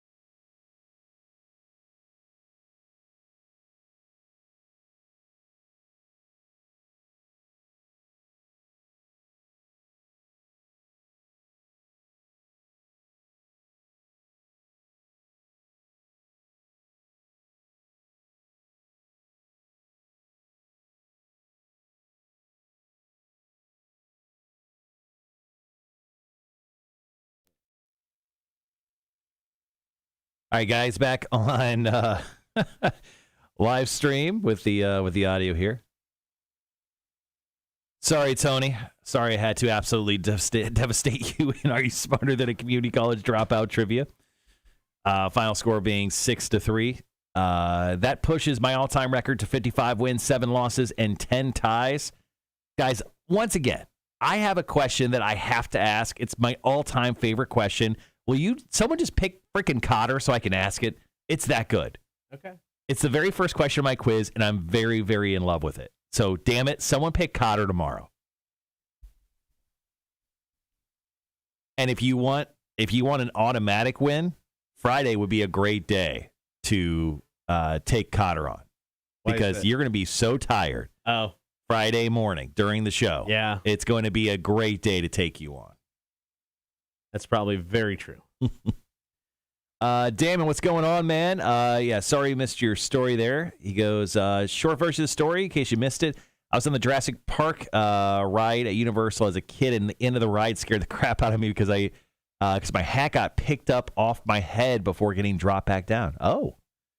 He goes, the weirdest, however, would be the same time I was at Six Flags in Atlanta and saw a raccoon riding on one of the rides like a passenger. Really? That's kind of awesome. My winning percentage is up to a disgusting 76.39%. All right. I'm disgusted. So our buddy Horny for Smoked Meats, he obviously lives in the Minnesota area, who hangs out with us every morning. He got a chance to stop by a Casey's General Store. It's just a gas station. Yeah, I saw the picture. Yeah, they're up in Minnesota. He just chimed in and said, hey, Marshall, got a slice of the breakfast pizza and a dozen cake donuts yesterday from Casey's. Amazing. Cake donuts. You're welcome. Casey's are the best. You are welcome. You also just gained 80 pounds. You're going to have to go ride the treadmill for a while. Andrew says, good morning, Horde. Damn, I missed it. Did y'all do it early today? I thought it was at 8 o'clock. Nope. Trivia is always about 7:30-ish. In between like 7:25 and 7:35, we always call for someone. Steve says, damn, Marshall would have tied you today. Should have been the first one in, bro. Greg says, it is not nucleus, it is nucleus. Sorry, I didn't say it 100% accurately in a time trivia competition. Greg. I heard it as I heard it. I accepted it. If it means anything, I didn't know I screwed it up. So I honestly thought I said nucleus like a normal person, but apparently I'm dumb. And it wouldn't have mattered anyway. Why is Fort Knox in Kentucky? Was there just room? And there was just like, nah, we'll just throw it there. Nothing else is going on in Kentucky. Fort Knox is in Fort Knox, Kentucky. Maybe they're like, oh, that's a good name. Let's just put it there. We'll just call it Fort Knox. I don't know.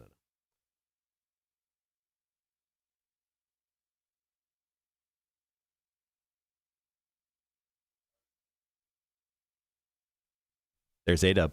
What's up? So, I mean, exactly. There was nothing else.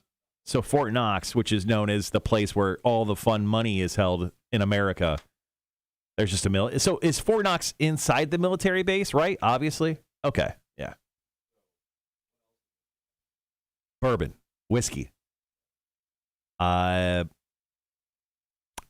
that senator that no one likes? The old one. No, it looks like the Crypt Keeper. What's his name?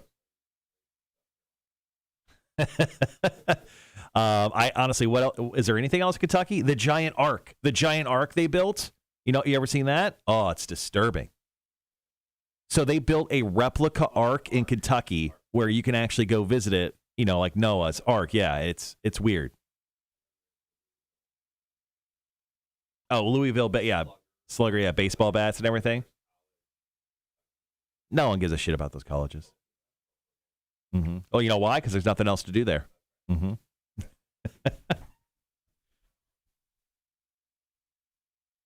So Carol Baskin, got some Carol Baskin news. What? She did an Ask Me Anything on Reddit. Oh, an AMA, as the cool kids say. Someone asked the question we all want answered.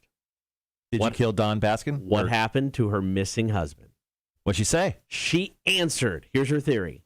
He crashed a plane in the Gulf of Mexico. Yeah. She said, quote, He wasn't licensed to fly, yet he did all the time. Mm-hmm. He couldn't file a flight plan and and so convenient, and had to take off from closed airports to evade detection.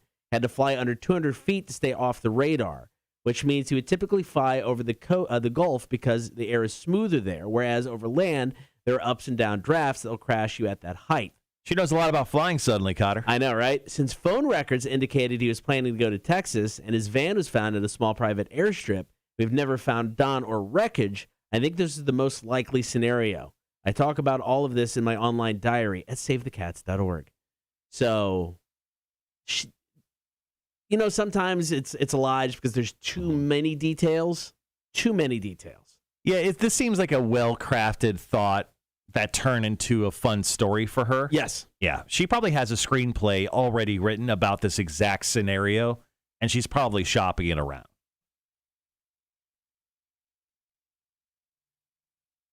Damn it, Carol Baskin. All right, guys. Well, once again, thanks for hanging around with us this morning on a beautiful Wednesday. Got Matt going to be coming in for Chicks on Dudes coming in top the 9 o'clock hour today. And once again, tomorrow for Are You Smarter Than a Community College Dropout, you'll have another chance at winning yourself some tickets to Welcome to Rockville. You just have to tie or beat us. We're making it difficult. We're making you work for these tickets. This is the biggest prize we've had yet for Are You Smarter? So I think it's only fair. They're worth $500. Yeah. We're going to get to it at the top of the 8 o'clock hour, but our first matchup in the Cool Guys tournament, two final second-round matchups, is up. Betty White and The Rock. Mm-hmm. Rhett says, she fed him to the Tigers for sure after reading that excuse. Yeah, 100%. Yeah, that's just too well-crafted. Mm-hmm. There's too many details. It's this, and here's this information, and this information. Mm-hmm. So Tiger King actually comes out today on Netflix, I believe. Oh, really? Yeah, I believe Tiger King's out. Hold on, let me look real quick. Oh.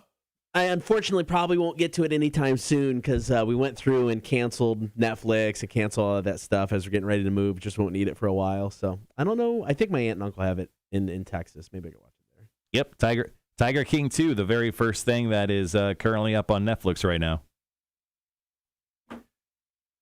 Definitely going to get to that.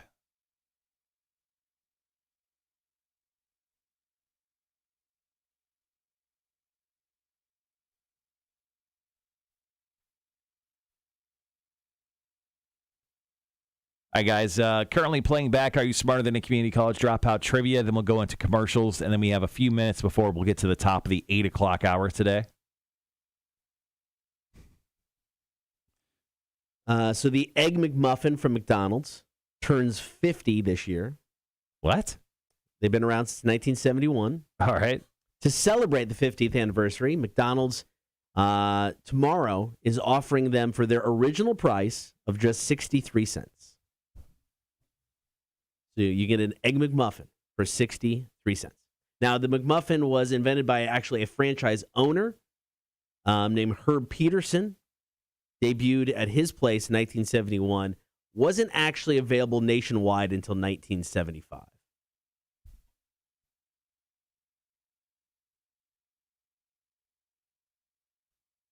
Are you a big McDonald's guy? No. Did you used to go there a lot as a kid? Yeah, I would say younger, yes. As I've gotten older, no. It's like I like their fries. A Big Mac's okay from time to time, but it's not a place I go to often at all. I would say on average, my wife and I go there maybe once every other month.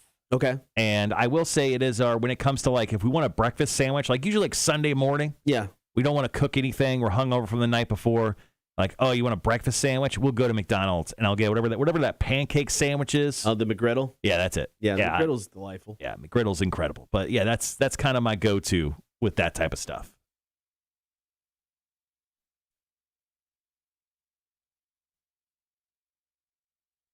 We went to a place last night. There's a new Chinese restaurant, fast foodie-ish over by where I live, and I got the Mongolian beef. The beef was really good. That was cool. However, I'm pretty sure they took an entire onion, cut it up, fried it, and threw it in my Mongolian beef. It's too much onion. Big time onion guy? My wife loves onion. I don't mind it, and it tasted fine, but it's like I picked out it's like a whole entire onion in this damn thing. Mm-hmm. So we talked about Spider-Man No Way Home. The new trailer came out earlier today. Right. So the Brazilian trailer that they cut seemed to have a mistake in it. Ooh. It included an extra second of footage where there's a scene in the trailer where there's Electro, Sandman, and the Lizard, right? And they're all looking at 3 different points on the screen if you're looking. Oh. So there's an extra second of footage where the Lizard, the guy on the kind of the bottom of the screen, the bad guy from the Andrew Garfield Spider-Man, right. He gets punched by nothing. He literally is, he gets hit, he reacts like he's getting punched, but there's nothing there. Or hit by something. They scrub it from the trailer? They scrubbed it from the trailer. So the thought is that each Spider-Man is taking on a different one of these villains. Ooh. So, guys, it's happening. It's happening. Tobey Maguire and Andrew Garfield are definitely in this new Spider-Man film. I mean, so, we talked about the Spider-Man TV show from the 70s and kind of jokingly said, they should ask that dude to be in it. I think, and I don't know who it is, and maybe it's not somebody who's played the role in the past.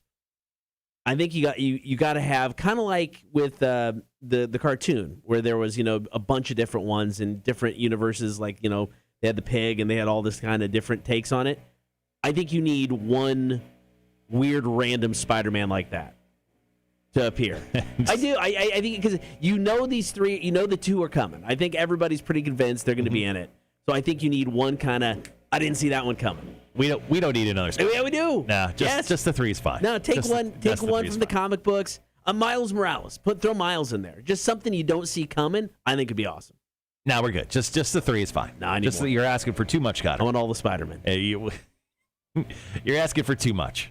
You're asking for. But too am much. I? Yeah, I don't think so. Kind of like Sony when they made Sam Raimi put Venom in the 3rd Spider-Man film. You're asking for too much, Sony. You're asking for too much. It's just fine. Tony, that weird hum is the lawn services guy who is blowing a crap ton of leaves away from our studio while we're on the air. So no big deal. Thanks, buddy. Thanks, guy. Hopefully it's going away soon.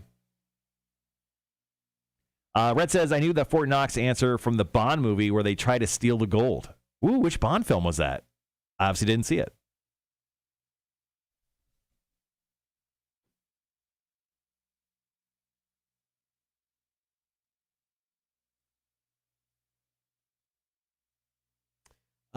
So I would say as of now, especially if I don't get a nap, 75% chance I fall asleep during ZZ Top.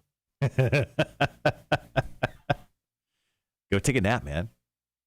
I'm dragging. Well, it's like, so, I got to bail right afterwards, pick up the dog, and hang out until at least 1 before I can go home and nap. Because of the home inspection. Mm-hmm. Just go sleep in your car. Like any other homeless vagrant would. You're essentially homeless now. Yeah, I'm gonna have the dog with me though. I don't know if he'll sleep in my car. So we'll wait. My wife got a place, so that's good. Oh yeah? Yep. It's out on Wilmington Island, which is even better, so she can just be really close to work. Is this the spot your friend hooked her up with or whatever? Yep. Yeah. So that's a plus. So now I just need the last 2 things. Home inspection, kind of the last stressful thing, and then just we've got the movers booked, so it's just the process of all of that happening smoothly. Yeah, good luck. And then getting to Austin and having them go, oh yeah, we actually did hire you. Good, okay, cool, you're here. Also another plus. Fort Knox movie was Goldfinger. Oh, I guess that makes sense. Duh. Yep. Sorry, Rhett. So Daniel Craig's done playing James Bond, and yesterday Dwayne Johnson, who's doing press still for Red Notice, which is that new Netflix film that you were talking about, apparently he has made his pitch about being the next James Bond. The Rock, Dwayne Johnson. No. Immediately I say no, right? No. He's a British character. I'm not saying a non-British person couldn't play him, but The Rock is not that choice. Yeah, so Dwayne Johnson said, yes, my grandfather was a Bond villain, and you only lived twice. With Sean Connery. It was very, very cool, and I would like to follow in his footsteps and be the next Bond. If he was following his footsteps, he'd be a Bond villain. He goes, I don't want to be a villain. Got to be Bond. So apparently, reportedly, Tom Hardy is the betting favorite to be the next Bond. I hope so. Tom Hardy is incredible. Yeah, I think that's a good choice. And because it's like, ever since Daniel Craig took over, I mean, the movies aren't realistic, but, they feel realer. At least the character seems centered a little bit more in reality, where in the past it was just all about, getting laid and drinking martinis. And so it feels like it's more of like a Jason Bourne type feel. So Tom Hardy would be a great evolution of that, I think, continuing, because I think he can pull off the tux and order the martini, but he can also, it'll be, have a much realer feel to the character. I like that. It's a good choice. There was also talk about Henry Cavill, Superman, possibly being out. James Bond. I like Henry. Henry's shown a lot with his last few acting gigs that he's more than just the Superman character. I agree. I mean, it's not an acting thing. I just think it takes it back to, it has a more Pierce Bronson kind of feel, where it's, I don't know. It's not I like this direction of Bond. Yeah, the ultra-violent Bond. Oh, yeah. You're ruining America's children, Cotter. For years. Tony said these cool guys tournament votes are getting tough. I know, man, as we get closer to the finals. Yeah, today's not tough for me. I love The Rock. I'm going Betty White. I just don't think she can win the next one. I mean, just being realistic, I just don't think she. I don't think she's the coolest person. And the second matchup today, that may be one of the toughest of the entire tournament. I still say the second one, we see an upset. I think it's going to kind of be, it's like a Betty White vibe. I think we see an upset. And once again, kind of like Betty White, I don't think Danny DeVito should make the Final Four. I mean, he'll be taking on Keanu Reeves if he wins. I mean, right now, if I had to pick a Final Four, I'm going Bill Murray, Sam Jackson, Robert Downey Jr., Keanu Reeves.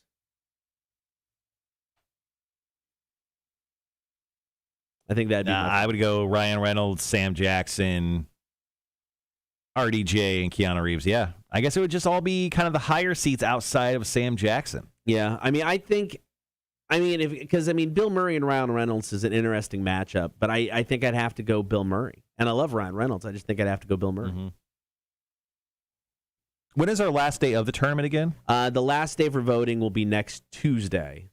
So the finals go up Tuesday morning, and we'll announce the winner on the final show. Gotcha.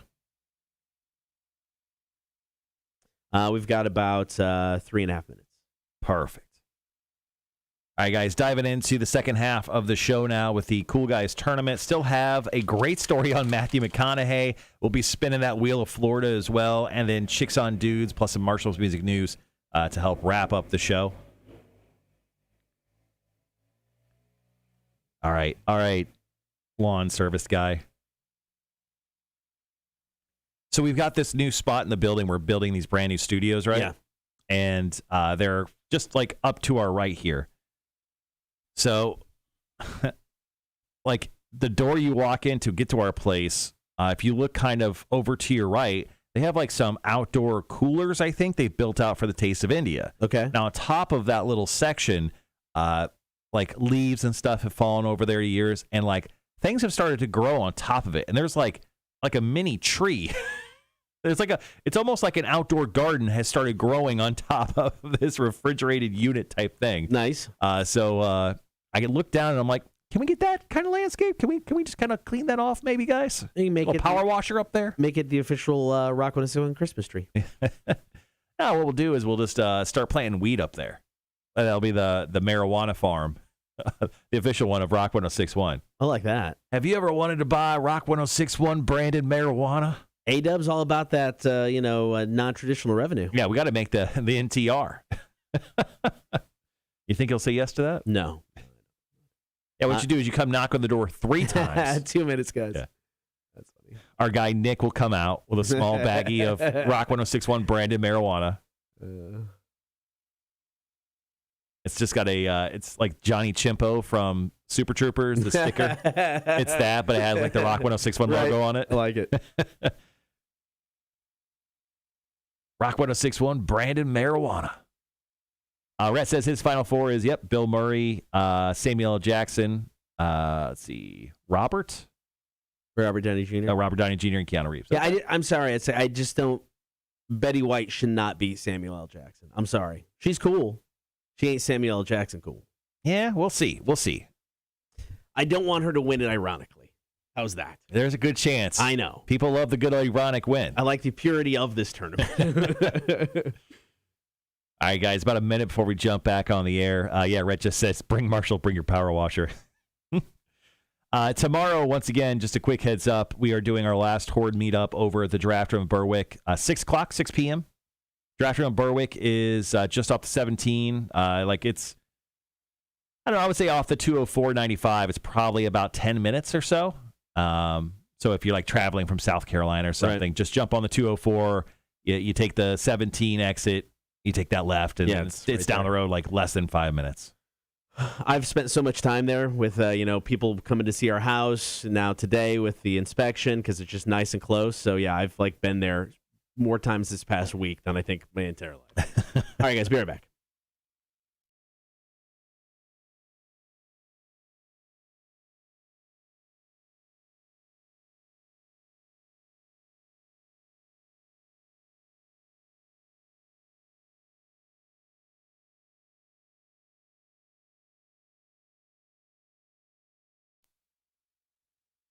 Had another upset in our Cool Guys tournament. Going to get to that here in just a second. Also, Horde member birthday.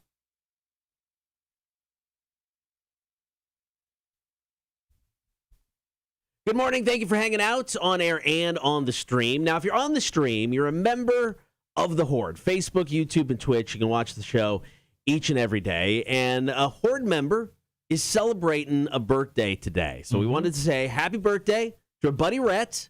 We appreciate you hanging out each and every morning with us. Hope you have a great day. There was no way we thought he'd make it this long. So congratulations to Rhett for celebrating another birthday. Cotter and I, we're not going to lie, we kind of bets out that you wouldn't. But congratulations. You lost us both money. So happy birthday, Rhett, man. Thank you again for being part of the Horde. Once again, if you want to join the Horde, Facebook, YouTube, and Twitch. All right, so last night had another round in our Cool Guys tournament. And I don't think I'm really shocked by either win. So Snoop Dogg, Bill Murray going head-to-head. Snoop Dogg, the number 5 seed. Bill Murray, the number 4 seed. With 86% of the vote, Bill Murray moves on to the next round. I think that one was a gimme. No offense to Snoop Dogg, and he was, the number 5 seed to Bill Murray's 4. I think that was... straight up clobbering time. Straight up clobbering time, and we saw it go down 86%. It sets up probably the toughest matchup so far of the tournament for the next round. Ryan Reynolds, number 1 seed, taking on Bill Murray. Oh, I don't like this one, man. It's going to be a good one. We'll get to that before the end of the week. Now, on the other side, the right-hand side of the tournament bracket, we had what I thought was a definitive guaranteed winner. The number 4 seed, Jack Black, taking on the number 12 seed, Woody Harrelson. And to say that I'm stunned would not be putting it correctly. Woody Harrelson dominated Jack Black. I'm devastated at this result because I love Jack Black. I do too, but I think I said it yesterday. I think Woody for the win, 82% of the vote. Yeah. Yeah, it wasn't even like it's like Jack Black made a couple pity votes. I don't know. Yeah, it's like I feel like you guys are doing this to hurt me. Like every time I pick someone, you guys always pick the other way. Do you hate me? Like, come on, guys. I thought we were cool. All right, so Bill Murray and Woody Harrelson move on to the next round in our Cool Guys tournament. So that means we've got 2 new matchups going up today. The first is up now. The second goes up in about 20 minutes. We'll tell you who's going head-to-head today after Aaron Jones and Supercharged. Cotter and Marshall, Rock 106.1.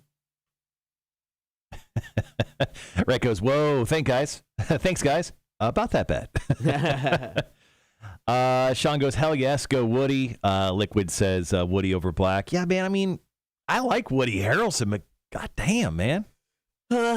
Yeah, no, that one is a tough one. I mean, I think I'd vote Woody. I think if I voted, it would have been for Woody Harrelson over Jack Black. But I get voting for Jack Black. Like, it kind of like the end of Venom, where Venom and Carnage are having a scene, and Venom says, "Fuck this guy." He was saying it to Woody Harrelson's character of Carnage, and I kind of agree. Oh. I mean, compared to Jack Black, fuck Woody Harrelson. I love Jack Black. He's brought me laughter. He could dance. He could sing. He's the whole package. What does Woody Harrelson do? Smokes weed. Yeah. I think Woody Harrelson gets dominated by Robert Downey Jr. in the next round. Oh, yeah. I mean, RDJ, Final Four, I don't think he makes the finals. I think he'll lose to Keanu Reeves.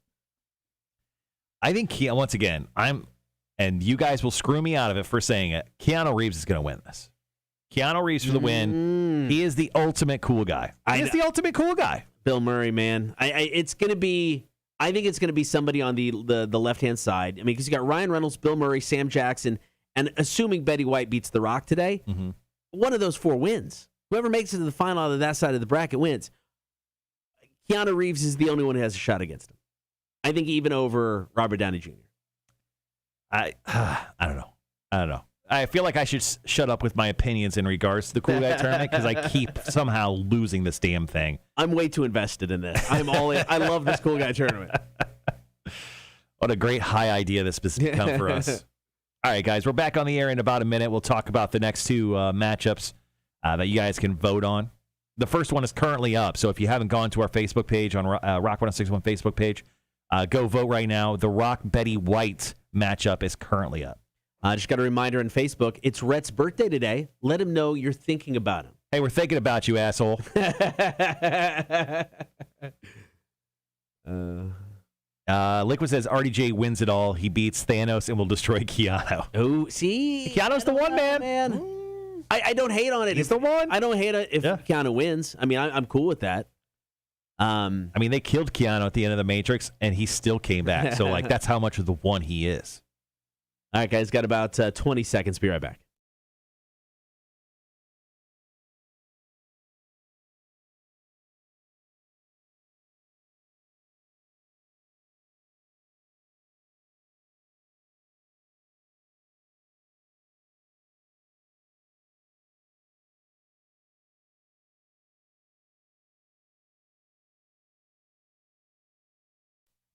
The Cotter and Marshall Show, Cool Guys Tournament. We took 32 of the coolest guys and gals, put them in an NCAA-style bracket for your votes. And each day we post two matchups to the Facebook page, allowing you to vote for who moves on to the next round. Just announced Bill Murray, Woody Harrelson picking up wins from yesterday's matchups. Today, we've got the number 6 seed, The Rock, taking on the number 3 seed, Betty White. There's no way The Rock makes his way out of this. Betty White is guaranteed to win, right? I think so. I think The Rock would vote for Betty White. Well, he absolutely. He's a big time nice guy like that. But Betty White, she's what, 98? Something like that. 98 years old. I mean, move out of the way for the elderly, right? The elderly is going to take this one. Now, it may be a harsh take, but this is the last matchup Betty White can win, in my opinion. I wouldn't say stuff like that, Cotter. I'm not saying she won't win, but in my opinion, it's the last one she should win. The Rock 1061 fan base has decided that every time we have an opinion on something, they go the opposite way. So stop saying things like that. But I do believe that Betty White will take the win here. I agree, and you can vote now on the Rock 1061 Facebook page. The second matchup, which goes up in about 20 minutes, number 6 seed Hugh Jackman taking on the number 14 seed. The first upset of the tournament in round 1. Danny DeVito beat Corey Taylor of Slipknot. So it is Hugh Jackman taking on Danny DeVito. I'm not shocked if DeVito rides that upset wave another round. I think there's a possibility here, but I mean, you're really looking at the Wolverine versus the Penguin here. And you know what? I think the Wolverine, Hugh Jackman, is going to win. He absolutely killed Margot Robbie, a.k.a. Harley Quinn. So he's great at killing other superheroes or superhero actors, people. Yeah. I think Hugh Jackman for the win here. I agree. I mean, I think Hugh should beat Danny DeVito. Yeah, I don't know. But Danny DeVito is the creator of the rum ham from Always Sunny, so maybe he's got that going for him. I'm going upset. I'm picking Danny DeVito for the win. Interesting. Well, we'll see what happens. That second matchup's going to be up here in just a few minutes up on the Rock 1061 Facebook page. So go ahead, give yourself a few minutes, and go and vote on both today. It is the Cotter and Marshall Cool Guy Tournament. You can see the complete and update bracket right now on the website. It's rock1061.com. All right, guys, I think the second matchup should be up. What time does that one go up? About 15 minutes. It goes up at 8:30. All right, 8:30? Cool. Yep. Yeah, so just, go there now or just wait 15 minutes and go vote on both. All right, coming up next, we're going to talk about the Badass Beard Contest. Then we're going to get into the weirdest story about Matthew McConaughey and his love of pickles. This is the best Instagram video in the history of ever. It's one of the top tier ones, I would say. It's pretty fantastic. Mm-hmm. I don't follow Matthew McConaughey on Instagram, but after watching this, and if this is kind of stuff he does on it, I think I'm in. You're going to start following him. I'm following him just for the videos like this. Now not tomorrow, but Friday is Beer for Breakfast, and we're going to have Mayor Van Johnson in studio. Very excited about having him in studio for the very first time with us as the Cotter and Marshall show. I think he did call in once when we were doing the afternoon show together. Yep, but talking about weed. First time he's coming in, and we're going to do Beer for Breakfast with him, and we're going to be drinking non-alcoholic beers. So I picked up a couple yesterday, like the Klosthalle dry hopped non-alcoholic beer, the Coors Edge non-alcoholic beer, and then there's also, this is supposedly the best non-alcoholic beer on the market from Athletic Brewing Company, the Run Wild IPA. So we're going to be trying all those beers with our mayor Friday morning at 9 o'clock. Pretty excited about him coming in. We'll talk about St. Patty's Day. Yeah, see if it's going down. We'll talk about masks, plural, for sure. Does he wear a mask the whole time he's in studio, you think? I don't know. Outside of obviously drinking a beverage. I'll bring my vaccination card if it makes him feel better. Sit down. Here's my vaccination card. Have a beer. What everyone says nowadays. True. So you got ZZ Top tonight. We're doing the Horde meetup tomorrow. Yeah, I've effed, man. So ZZ Top tonight. Hopefully nap. No nap tomorrow, I don't think. I don't see how, unless I bail right away. Yeah, probably, I don't know. Maybe a nap tomorrow. And then Friday, are we doing lunch with Jake? Yeah, Jake said that he's taking us out for our birthdays Friday. We're going to end up at McDonald's, aren't we? We'll probably eat chicken McNuggets, yeah. Lanopoly. He loves Lanopoly. He does. He's known there. So Jake, it's like, I love a place where it's like, I got my cheers. You go in, it's like, hey, Cotter. Mm-hmm. Jake, every restaurant he goes to that I've walked in with him, the servers know this dude. He's a big-time eating-out guy. You go to B-Dubs. Jake! Everybody knows. You think eventually Jake would actually learn how to cook, but apparently he has still decided not to bring up that skill there. No, not at all. Speaking of, last night made a beautiful stuffed salmon with like this crab mix. Yeah, and then did some homemade garlic bread on a brioche bread. That's right. I know, fancy motherfucker over here.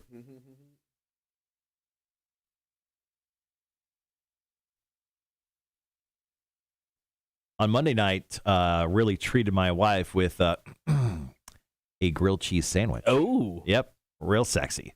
I put Gouda on there. I was going to say, how big of a time of a Gouda guy I am. You got to go fancy. Yeah. Fancy cheese. I did cheddar and Gouda. Yep. Gouda doesn't exactly melt, heads up, but I shredded it, so it was gooey. Okay. And, I just did that on another brioche bread. Oh, delicious. Do you like a tomato soup with the grilled cheese? Usually, yeah, but we didn't have that was the day we came home from Welcome to Rockville, and we both weren't feeling it. And of course, grilled cheeses are the easiest to make. So I get that. I just did a grilled cheese and a nice Caesar salad. Okay. Like a good grilled cheese with tomato soup. It's a good meal. Mm-hmm. Holly says, how did I not know ZZ Top is going to be here? Well, they totally are. You know who won't be here? Dusty. Too soon? Nah. Don't leave until I get. Rhett, don't leave until I get to tomorrow. I should be there around 7 or a few minutes after. Oh, dude, we're there until past 7. You're fine. It'll be 8:39. Andrew says tomato soup and grilled cheese, best thing. Do you put butter or mayo on your grilled cheese? So this was brought up a while ago, right? Yeah, I think we got into this conversation. I haven't had a grilled cheese since this conversation to try it with the mayo. I'm willing to try, but usually butter. Yeah, it's always butter. I've never done mayo. I'm willing to try, though. Because usually you butter the outsides of your grilled cheese. You put your bread down first, and then, you kind of, Anyway, I've never heard of mayo, but that's weird to me. Wanda says the fresh express chopped salads are really good. Tony says breakfast yumminess of avocado on English muffin.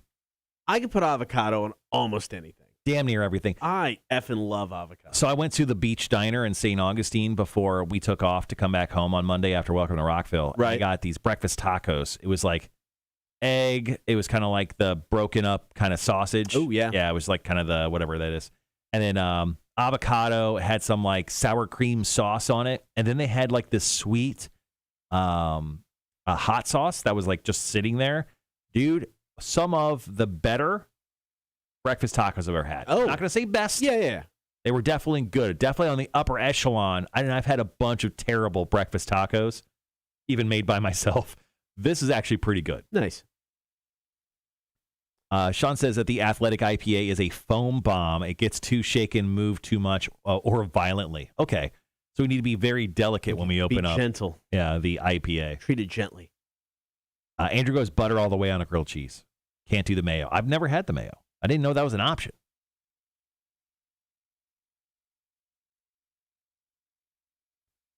Tony says I grill both sides of the bread and the inside grill is mayo and outer is butter. Oh, my gosh. I feel like it's going to make it too crunchy. How do we eat a potato chip when it comes to a grilled cheese? Max says you all should use the fancy card placements on Friday because of the mayor coming in and out of your vaccine cards on them. Yeah, it's too much work. Yeah, it's a lot of work.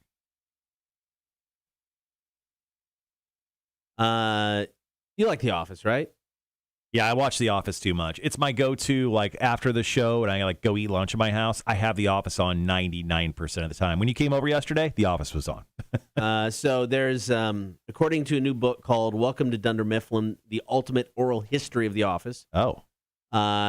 They really wanted to push for Jim to cheat on Pam in season 8. So what have happened in an episode called After Hours, where Jim goes on a Florida business trip and Kathy, the receptionist, tries to seduce him. Oh, yeah, I remember that. Yeah. Pam was out on maternity leave at the time. So Paul Lieberstein, who actually plays Toby, was co-showrunner and was really pushing for Jim to cheat on Pam. And it didn't happen because John Krasinski said, quote, "That's the only time I remember putting my foot down. I remember saying things I never thought I'd say before, like, I'm not going to shoot it. My feeling is there's a threshold in which you can push your audience, but there's a moment where if you push them too far, they'll never come back. And I think if you saw Jim cheating, they'd never come back." I think it's a good point. Yeah, that's one of those things is Jim and Pam have issues later in the show, which is fine because of the first 3 seasons is just the whole courting session and everything. But that would have been too much for a lot of the fans. I hated the fact that they started showing the camera guy at the end and he had a thing for her. Yep. Mm-hmm. I hated that. I didn't need that. Yeah, I mean, at least it made it like, because a lot of the times you never think about it's a camera. Yeah, it's supposed to be a documentary and everything, but I'm kind of glad they did that just for the fact that kind of like, oh yeah, and at the end of the show too, they do like a reunion Q&A. Yeah, that was fun. I think they were able to do that because they did that cameraman angle. Sure. I don't know. I wasn't a fan of that. They didn't need to have a perfect life. You know, they can have issues. That's fine, but I agree with him. There's some things I don't need to see that. Sean says, just once again, when it comes to that beer that we got, he goes, open over trash can just in case. Do not open any. You've had a very bad experience with this beer, man. They hold it over the mayor's head when you open it. Oh, yeah. I still got to live here, man. Nathan says, mayo gets the bread nice and brown and gives it a nice, even crunch. Are we talking like any mayo? Are you guys talking like Miracle Whip? Are you gonna kill me? Or are you talking about the beautiful, gigantic jar of a possible Duke's mayo? Should I make a grilled cheese with this?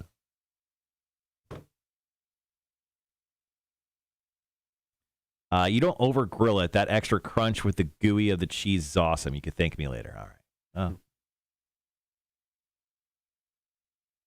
Wanda, no, got to use Duke's. Nathan, not Miracle Whip. My dad, big time Miracle Whip guy. I'm either way. It doesn't bother me. I'm not. I don't have allegiance to one or the other. Miracle Whip too sweet for me, man. Really? Yeah. I don't know. I'm just sick of everything being so damn sweet. Maybe it's one of those things where we give our kids sweet shit all the time. But like growing up, like I started to not like Miracle Whip because it tasted too sweet, and I started not to like Jack Daniels because it tasted too sweet. Like I don't veer towards sweet stuff as much as I used to. Yeah, I get that. All right, we got about a minute back on. Going to talk about the Badass Beard Contest. Miracle Whip is salad dressing, not mayo. Well, tell my dad that. Well, you can't. He's dead. Hey, I got to make jokes about it, all right? That's fair. Screw you guys. You do you. Yeah. He did him. Well, for a time. He's dead now. Nathan says Miracle Whip is like sugar paste. Yeah, it is. It's terrible. See, I never thought of it as that sweet.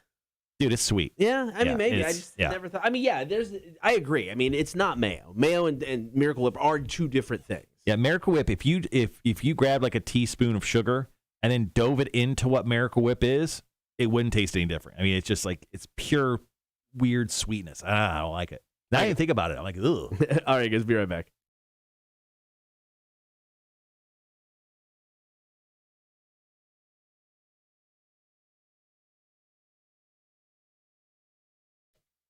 Saliva is coming to Victory, North Savannah. We've got your tickets, Rock 1061 and Billy and the Badass Rock Show, hooking you up via the Badass Beard Contest. So it's really easy. Just head on over to the Rock 1061 Facebook page. Pinned to the very top is the contest. After that, you take a fine picture of your man mane, of your beard, and you just drop it into the comment section. After that, have all your buddies. Just hit them with a quick message. Say, hey, remember the time I drove you home drunk? Or remember the time I came over and I made sure that your house didn't burn down? Do me a favor. Go like my picture on this weird Facebook contest. So you've got until the end of the month to enter. One person will be the grand prize winner of tickets for Saliva. So once again, hit us up for the Badass Beard Contest right now, Rock 1061 Facebook page. Now, Marshall, with my move to Austin, after watching this video, my one goal, more so than, doing a good job, at the new radio station. We know that's not going to happen. Oh, I know. But I don't need them to know yet. But my number one goal, after seeing the video, we're going to play audio here in a few minutes, is meeting Matthew McConaughey and sharing a pickle with him. I think this makes sense. I think if you don't do this within the first 6 months, I'm going to make sure that your new company fires you. Okay, fair enough. We've got details about Matthew McConaughey, the pickle expert, up next. Here's Popular Monster. It's Falling in Reverse, Rock 1061. You know what? I didn't realize you guys would be so passionate about Miracle Whip. This Miracle Whip debate is ongoing right now. I think it's because Duke's is a Southern thing. We don't have this conversation in Illinois. I mean, this conversation it's Miracle Whip, I think, in Illinois. I think that's a Midwest thing. I mean, you've got some very passionate Duke fans here. So I think that's the big thing. I'm going to say something that may incite you guys. So don't come to the radio station with pitchforks quite yet. But I've never had Duke's. I haven't either. I don't plan on it. And I use Kraft olive oil mayo at my house.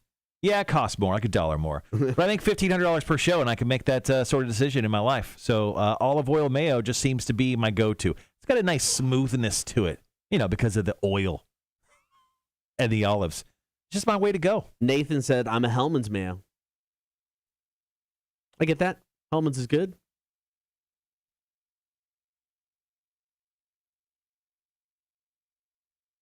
Yeah, olive oil mayo. Yeah, I feel good about that. I'll be right back.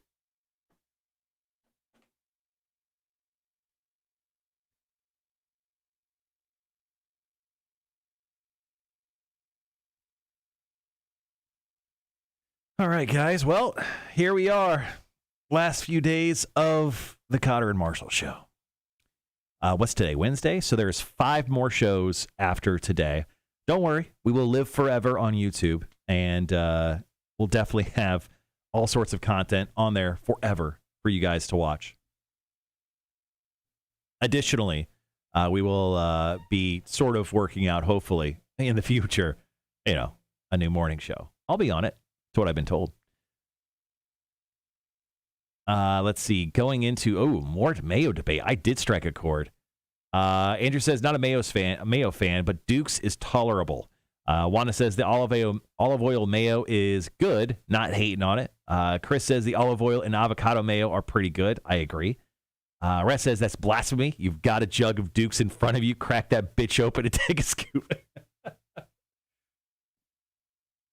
I don't know why, but we were going to send this to our buddy Sean up in Minnesota, horny for smoked meats, and Cotter's like, I'll just buy the largest fucking jar of mayo. I'm like, dude, this is going to cost 7 times the amount to ship.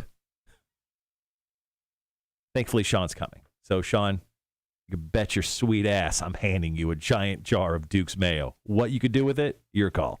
Try to stuff it in your luggage or not, but this is going to you when I see you in December. Go to Bojangles and get a Cajun chicken biscuit and throw some Dukes on it. I'm going to pass, at least for right now. I got to do the show, at least for another hour and a half. Mayo and Miracle Whip are not alike. You guys are comparing apples and oranges in my mind. All right. Getting contentious. Nathan says, is the name of the show going to change? My Mornings with Marshall? No. Yes. Well, yes, obviously. It won't be called that, no. So after Cotter takes off, it'll just be me in the morning. There's no name. It's just literally me. So I'll hang out with you guys. I won't be live streaming. The plan is to not live stream until we get a new show kind of in place, at least to my knowledge. Oh, yeah, Tony, and I saw that, the Bojangles is closed on Duran. But I'll be with you guys every morning, and I think what I'm going to do is I'll do like a live stream every Friday. So we'll come in, we'll hang out every Friday still until we get something up, back, and going. Hopefully, I don't know. Is that the plan? Maybe. We're still trying to figure it out. Sean goes, that's a fucking barrel of mayo. I'll probably leave that at my mom's house. Chris goes, morning mayhem with Marshall. Everyone loves alliteration when it comes to their morning shows. Yeah. Yeah. You have the name is made right for it. Maybe. Matt goes, we were a blue plate household back in my childhood. Now it's Duke's and we won't go back. Blue plate? Hold on, I got to look this up. Never heard of that. Let's see. We've got about 3.5 minutes. I have never seen blue plate mayo before, but apparently you could buy it at Walmart for $2.94. Wild.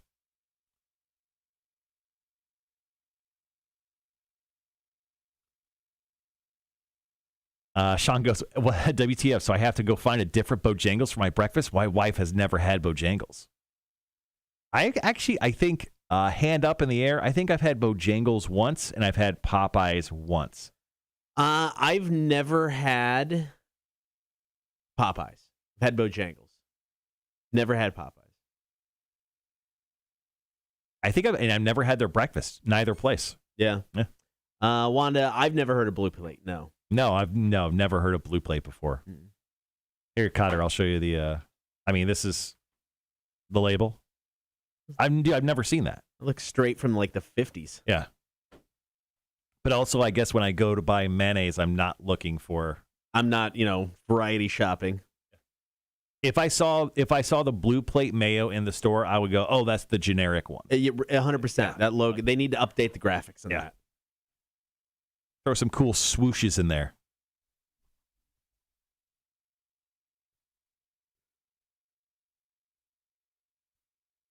Popeye's Rocks get the spicy something. I'm all about the spicy.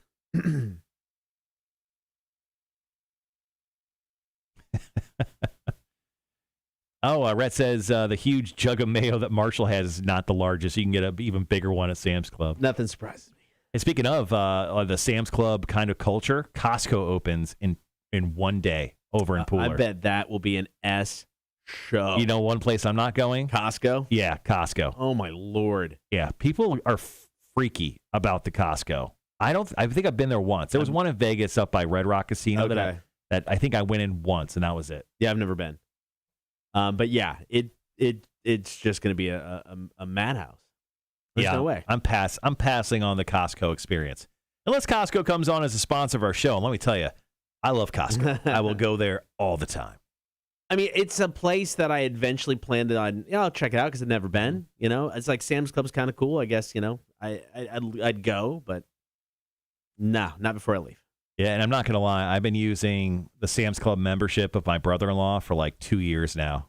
Yeah, like they like sometimes they ask you for your card at the door at Sam's Club, sometimes they don't. Yeah. So I still have a card that I used to have because I was a member there. Right. But I just use a digital copy of the card that my brother-in-law sent me to shop there. Yeah. Nice.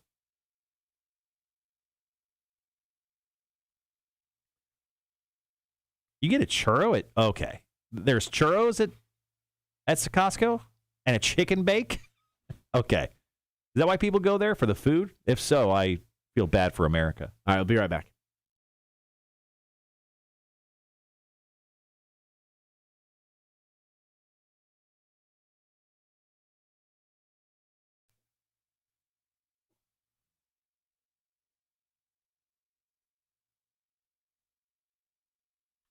Marshall, little known fact, Matthew McConaughey is a pickle expert. I didn't know that. I mean, I knew he was the king of bongos, the king of taking drugs in the middle of the desert, then playing bongos. And then I knew he was the king of saying, all right, all right, all right. But honestly, that's about where my knowledge base ends with Matthew McConaughey. So Sunday was National Pickle Day. Matthew McConaughey decided to take to his Instagram page and give us what he calls the history of pickles.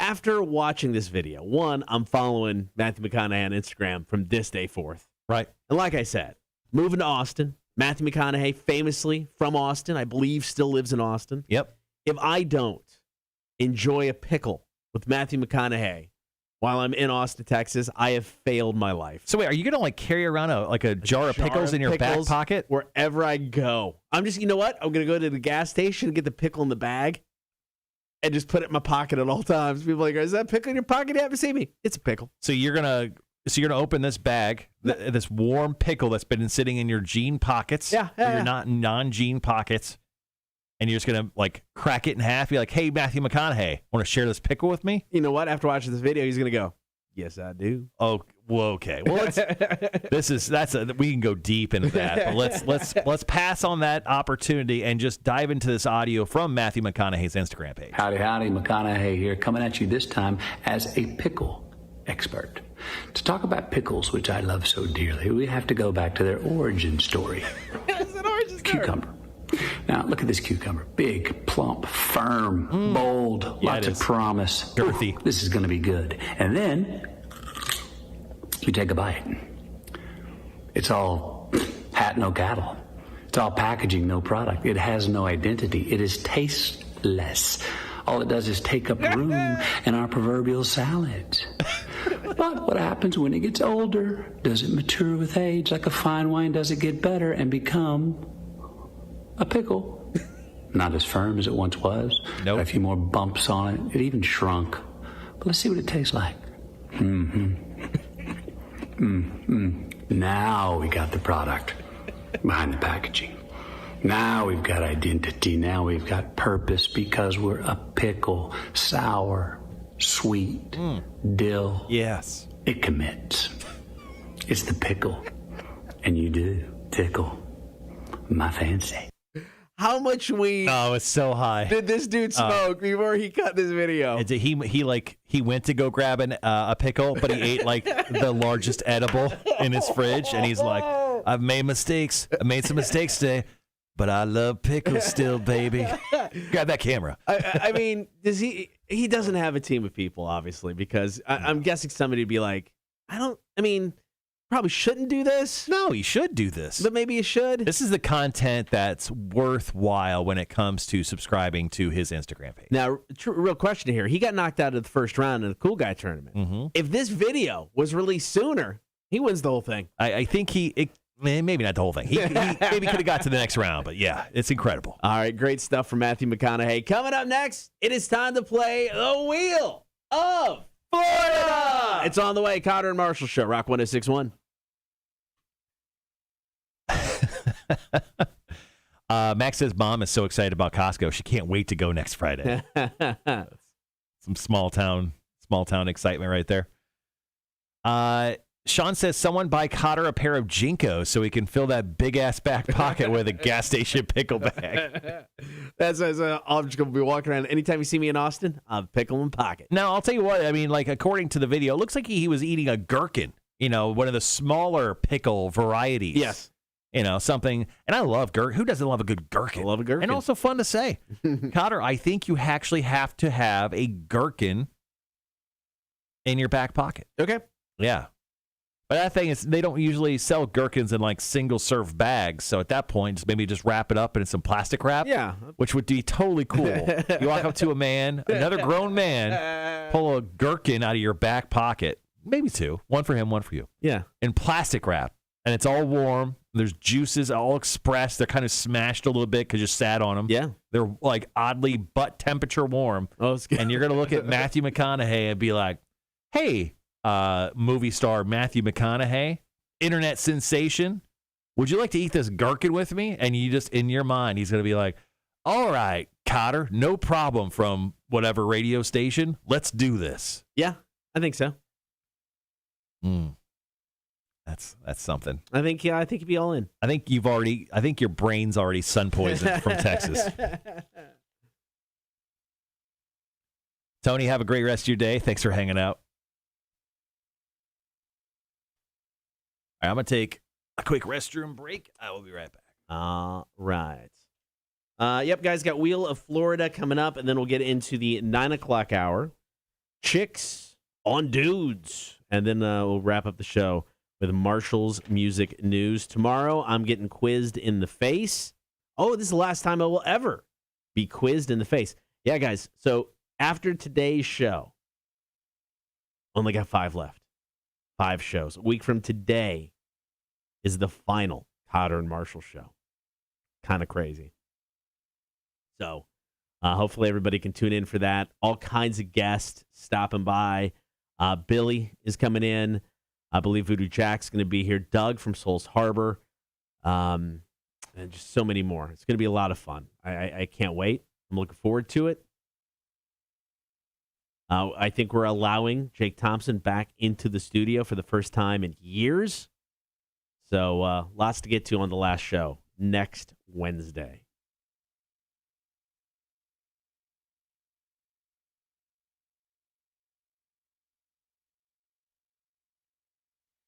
Then Mayor Van Johnson is in on Friday for Beer for Breakfast. What's up, Mac?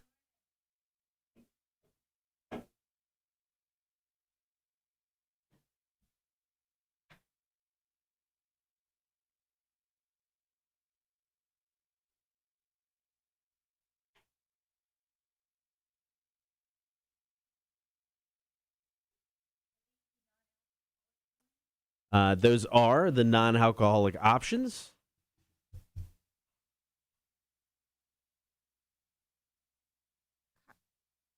Brew without compromise. See, the way that said it. Athletic Brewing Company. I've never heard of that. I've not heard of them either. I like the packaging, though. Mm-hmm. That looks nice. Heard that was gross. That's what somebody brought up earlier. I mean, I've never had a non-alcoholic beer, so I don't know what to expect. Yeah. Dry hopped. So that's got potential. I think that one and the IPA have potential. I'm guessing the Coors is going to be kind of nasty. I don't like Coors anyway. Yeah.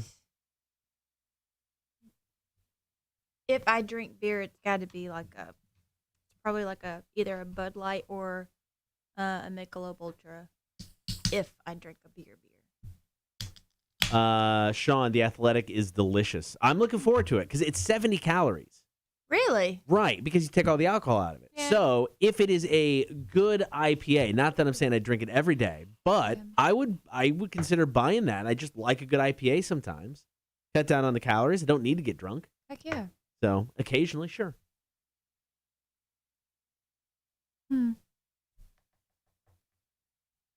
Sean, Doug is such a good guy. Yeah, he really is. I mean, Doug's very cool. Obviously, Souls Harbor, very large, popular local band when I first got here. Doug and them are still around a little bit, but.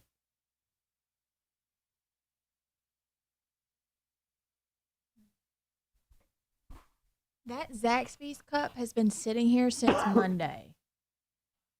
I don't know what Jake Thompson's deal is with leaving cups on his desk, but there was an Arby's one that was sitting there for about 3 weeks at least. Well, if you've ever been inside of Jake Thompson's car, you know exactly why that cup's sitting there. I can't say anything about a vehicle because mine's rough. Jake's an all-time terrible... No.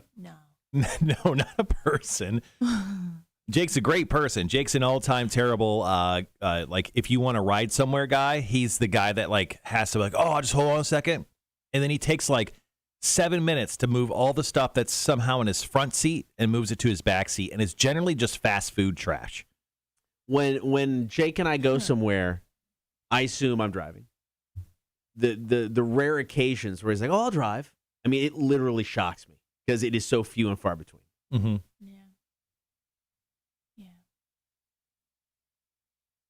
Yeah. Sean says that athletic beer is delicious. And then Steve said it's like washing your feet with your socks on.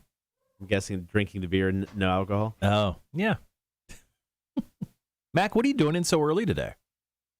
It's 8:42. Bitched at if I'm late. I get bitched at if I'm early. What's going on? Have you not learned anything? I can't win with you. Have you not learned within your short time here that? Let me just say, those questions are horrible. They're horrible. I don't think we can read most of the third one. Well, it's a good thing I've already read them and I know which one you're talking about because you're gonna have to like kind of the edit that. The RJ. I think questionable about even just saying going down on the air like that. I gave you guys these questions 24 hours ago, and I now told you my opinion. I didn't read. I didn't read the last one. The first one. My only reaction was, "Oh, this is an HR violation." But I mean, I was fine with it if Mac was comfortable with it, and if you're not, we won't do it. I mean, it's not that I'm not comfortable with it. It's just I'm not comfortable with it. Meaning, my face is going to turn purple because it's going to be embarrassing. That makes for quality video. Exactly. Thanks, Marshall. Don't thank me. Thank the people who asked us these questions. Well, it came from you, and you're the only person I know in the situation. So, this was my face whenever. So first of all, Marshall was coming out of the bathroom, and I met him in his office. This was my face. And I was like, "Did you have your ear up to the door?" I was just going potty. No, he said. So hey Mac, I just tinkled and I washed my hands. What's up? Actually, I think that was quote exactly what I said to you. This chair is horrible. It gets worse. Yeah, that's why it's. Yeah, that chair sucks. These chairs, I think, in general, suck. There's no lumbar support to them. That's the best chair. This one's not bad. In here. Yeah. I'll tell you a good chair is Marshall's office chair. You get a good chair? It's got very good. It's a good chair. Support. Solid chair. I'll be leaving in 2 weeks. You want my office chair? Yes, I do. Okay. Dibs. Done and done. It'd be funny if I just took it and I just set my feet on it. That'd be rude. He said I could have it. Be rude. I just that second question is just sad. All right, I've got a replacement question here that's utterly ridiculous. I believe it. Oh, here's a good one too. Okay, all right. I got some backups. In case you want to veto. Your choice. You could veto anything you want. It's not that they're bad questions. They're just really out there, and I feel like it's a lot. This is our last Chicks on Dudes, and I chose the most out there questions from our time together. I'm like, you know what? Let's just go with the craziest questions. I'm not opposed to the questions. No. We just got to word them properly. Yeah. Mm-hmm. I mean, the first one's fine. You can read it as is. That medical term. Medical term.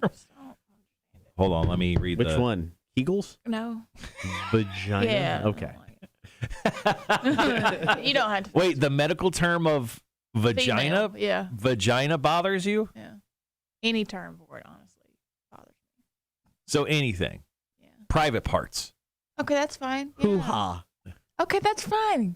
See, we're finding options I for like you. hoo-ha. Yeah. I like the term hoo-ha. Sorry. What's the I like hoo-ha. what was the rap song? It was like hoo-ha, got you all. Hoo-ha. Yeah.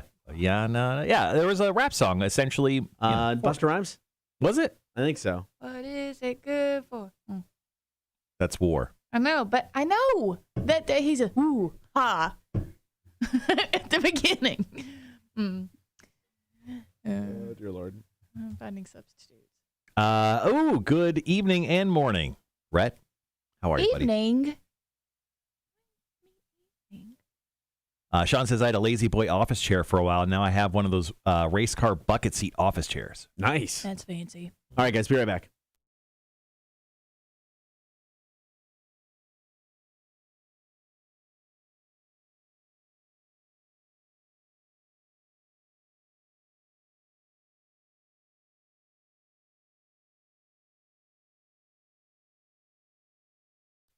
What could be the last time ever? It is time for Wheel of Florida. I got 3 stories. Stupid crooks. Maybe they took place in Florida. Maybe they did not. But the wheel will determine after we read the story. So we're just gonna have her get the wheel. Yeah, she'll get the wheel. We should have thought that and No, I got the. Well, she came in and distracted us. That's true. Mac is here in studio with us right now, so she has the wheel of Florida and not Florida. So we'll have her be the wheel spinner today. Okay, I like it. So we're gonna get that set up.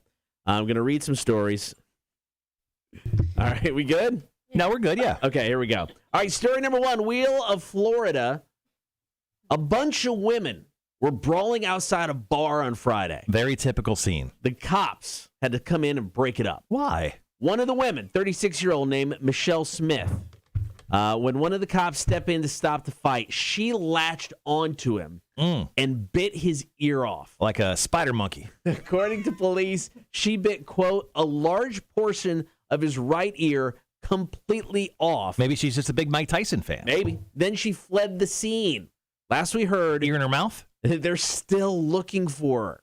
They issued a warrant for her arrest and plan to charge her with second-degree battery if they catch her. Did they get the ear back? The cop was taken to the hospital. It's not clear if doctors are able to sew his ear back on or not. Okay, so no. she spit it out. She didn't She didn't run off with it in her mouth. Ah! Could you imagine if she did? Got you good, cop. Whee! All right, so if you guys don't know this bit, we tell really crazy stories and we let the wheel decide whether it is Florida or not Florida. Generally, the wheel, it's pretty good. Usually it hits at least, 75% of the time on accuracy. So, Mac, with you being in studio, do you mind spinning the wheel for us? Okay. And the wheel says on this story, Cotter, that it did happen in Florida. Wrong again. No. It took place in Louisiana, just outside of New Orleans. Maybe I don't need to go visit there. All right, story number 2. A 44-year-old man named Frank Towers, he was arrested on Friday after he got naked at the airport. He started touching himself, then got where else are you supposed to do it? And then got into it with the TSA agent and threatened to kill him. When the airport police told him to stand down, he refused and said, quote, "It's a free country." They confronted him. He picked up a stanchion post. Excuse me? Confronted him. Oh, okay. I thought you said something different. Now, he picked up a stanchion post, started swinging it like a weapon. Mm-hmm. He swung it and then threw it at an agent. The cops confronted him again, and then he dropped the line again. "It's a free country." Eventually, they tased him. They also found... How did they not tase him the first time? He was naked, touching himself, and he screams out a free country. You know what's also free in this country? Taser shots. They also found footage of him punching and headbutting TV screens. I mean, sometimes they played the Big Bang Theory too much, and I agree. Those TV screens deserved it. All right, so did this story take place in Florida or not is up to the wheel to decide. Let's spin it. This story, according to the wheel cotter, is not Florida. That is correct. Minneapolis. There we go, of course. Minnesota. Was that our friend Sean? It might have been. Yeah, what did he do last weekend? I don't know. Yeah, he's on the chat today, so he's out. All right, final story. This happened when a 45-year-old woman named Maria got pulled over around 2 a.m. on Sunday after a cop saw her drifting between lanes. Classic. She had alcohol in her breath, couldn't follow simple instructions, and was slurring her speech. However, she blamed her erratic driving on an egg roll. Excuse me? An egg roll. She said she was eating an egg roll. Is it a veggie egg roll or like a shrimp egg roll? Does not specify. Okay. She was definitely a shrimp egg roll. enjoying the egg roll. That's what made her swerve. Now, the police report doesn't mention if any food containers were actually in the car, but they did find a bunch of drugs. Several types of pills, opiates, and a straw with white residue on it. Oh, well, that was just from the icy that she got. She's facing charges for drunk driving, possession of drugs without prescription, and possession of a controlled substance. Well, the classic egg roll defense, I'm guessing, is probably not going to work out for her. But you know what? It's not up to us. It's up to the wheel to decide whether this is in Florida or not. So, Matt, go ahead and spin it.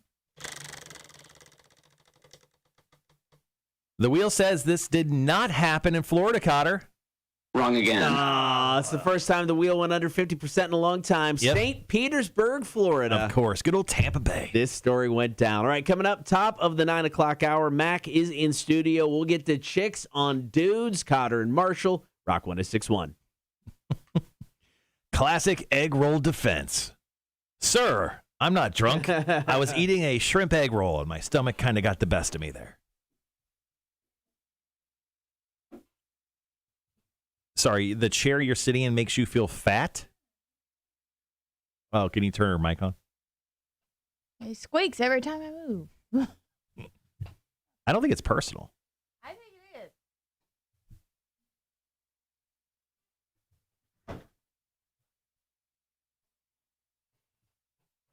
is. More. Jesus Christ, are you okay? No. Jesus. All right, give me 1 second, guys. I'm going to turn on the delay.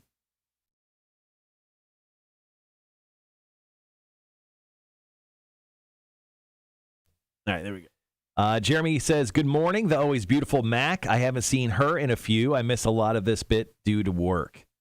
You could have also said good morning to us, Jeremy. Jesus Christ, we're also people. Jesus, man, come on. Gibby says that chair needs a squirt. Giggity. You know what I saw in the gas station the other day? What did you see at the gas station the other day? That drink that's called Squirt. So you saw a soda that's been out for and decades. You didn't get it? No. Crazy story. Squirt's not good. It's a grapefruit soda. Why Squirt? Squirt's excellent in a cocktail. Like if you need like a fizzy cocktail. That I get. Okay. Yeah, I wouldn't straight up drink Squirt. No one, I don't think, in the history of man has ever said, grab me a squirt, would you? Nice little squirt would be great. I don't like it. Top two disgusting sodas, well, common sodas, are probably Fresca and Squirt. Those are two sodas that no one should enjoy by themselves. Yeah, I'm not a fan of that. Some of the Fantas, I don't need a pineapple Fanta. I do every once in a while. Yeah. Like when you're on a road trip, I'm a big time orange, grape, and then sometimes like strawberry or pineapple. I forgot about the strawberry. Okay, legit question. What is the actual flavor of a grape soda? Because it's not grape, right? It's just such an intense sugar flavor. I think you pass out with every drink. But yeah, I imagine, it's grape. It's grape-ish. Is it? It's just like, imagine a grape was real. And it snorted like the longest line of cocaine. And had like the best night of its life. So essentially it's fermented. I think that's what grape soda kind of tastes like. Okay, that's fair. Like grape soda tastes like if your grape went to Vegas. And at the peak of it, died and became soda. That works. Chris says, I love Fresca. Gibby says, so did we want to go over the words that make Mac cringe this morning for the last time? No, I said we do that next week. Well, because we brought up the idea of the spelling bee. Yeah. Make Mac spell all the words she hates. Oh, let's do that next week. Yeah. But we need a list. Yeah. I don't remember. Gibby has the list. Gibby, can you find that post for us and refresh it so we can grab the list and then Mac do the spelling bee for next week? Mac, Gibby had it somewhere. It's on social media somewhere. Oh, I remember. I would never be able to find it. Gibby, find it for us. Also, you're good at this shit. Also, does anybody want to buy a juicer? No one wants your fucking juicer, man. I'll go down on the price. I just want it gone. How much are you selling it for now? Right now it's $50.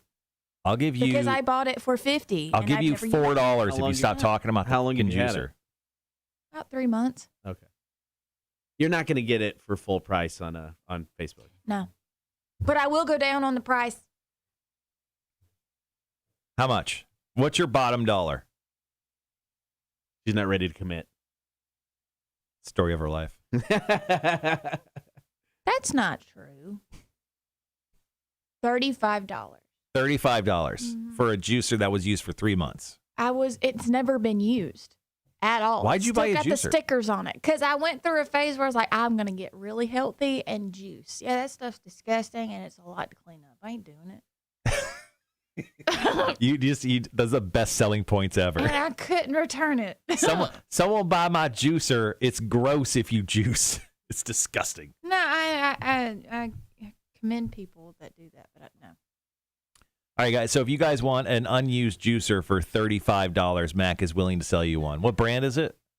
It's an Amazon brand. Oh, okay. AICOOK. AI Cook. I don't know. Perfect. Everyone knows that one. It's on my Facebook. Just a quick look at the Cool Guys tournament matchups. Betty White's going to win. I think hands down. Yeah. We might see our first 100% victory. Oh, really? Maybe. Because I don't think we had a full-on route yet. Well, it was Wolverine versus Penguin. On whose behalf? No, I'm talking Betty White and The Rock. Oh, okay.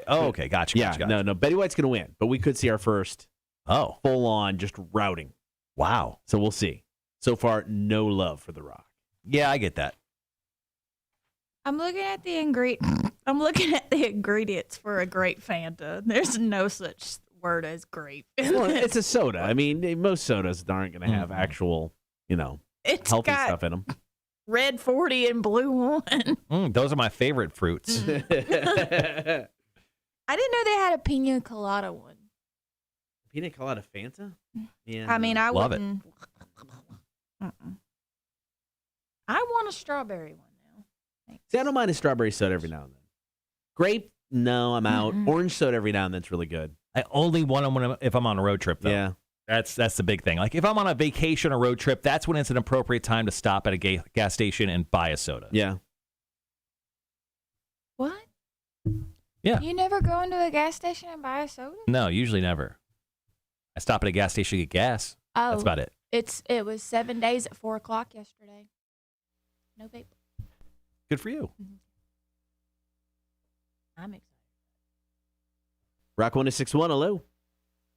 Hey, good morning. Good morning. I was on y'all's morning trivia show back on November 3rd. Okay, cool. And I never got any information about the tickets from you guys. Y'all were supposed to call me back, and I never heard anything. Yeah, I chose not to call you. Hey, man. That's how y'all make the big bucks. Yeah, we actually give away stuff we don't have. Yeah, that's. What was your first name again? Tyson. Yeah, hey, man. I got your info in my house. I don't need that. So here's the deal. So with Joe Bonamassa tickets, he's playing here in about 3 weeks at the Johnny Mercer Theater. I was waiting to see if I was going to get Alice Cooper tickets because you also won those at the same time.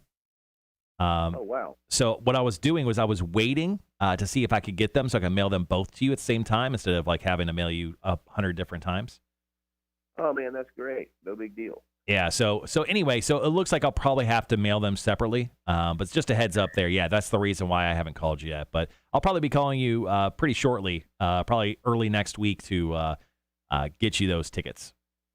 Oh, man, well, I appreciate it. I just wanted to make sure there wasn't any mix-up. Me and my wife are excited about going. Yeah, no worries, man. Okay, buddy. Thank you so much. All right, see ya. Thanks, man. Greg says, I'll give you $20 for the juicer. If you deliver it and maybe bring me some vegetables, I prefer to eat my veggies. Oh, look at that. Did Gibby come through? There it is. There it is. Love it. Look at you. You want me to send that to you? All right. You're the best, Gibster. Sean says when it comes to the juicer, drop it to $45 or $40 and someone might jump on it. Give a deal. Why would you put it full price? Because I ain't used a bitch. That's because I used the bitch. Technically, I paid more than $50 because of shipping. Okay. Oh, wait, no. Yeah, I was. So I went big time on Amazon yesterday. Someone gave me a $100 gift card, and then I realized I needed $105 worth of stuff from Amazon. So turns out I'm a terrible Amazon shopper. I can't just hold on to a gift card. I used all of it immediately. Yeah, I get that. You know what's really funny?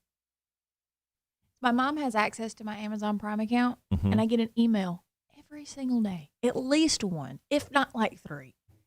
Your package is being delivered. What the hell are you buying? And then I get an email that says your package has been delivered, and it's a picture of my old front porch. Yeah. What's your mom buying? What kind of stuff is your mom buying? No, she bought some like elbow things for my brother because he has like arthritis of the elbow and refuses to go to the doctor about it. Yeah, because a gift like elbow pads from your mom is something you're definitely going to be using. Elbow pads. So what are we doing with the questions here? Are we going with what's written? Mac? Sure. Okay. How about this? Let's not do the third question because it has a lot of fun words. Yeah, there is one. I've got 2 questions I'll replace it with, and I'll do both. Okay. So we're going to do 4? Yeah, but they're really short. Okay. They're really short. That's why we'll do both. Okay. So do we want to do the first 2 in the first break then? Or how short are the other ones? They're really short. I mean, just do the first one in the first break and then the 3 in the second?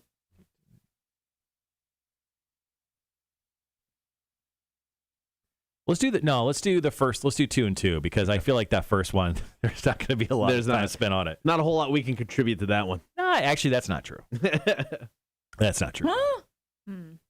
Questioning. As a chick for the next 15 minutes, I've got a lot to bring up.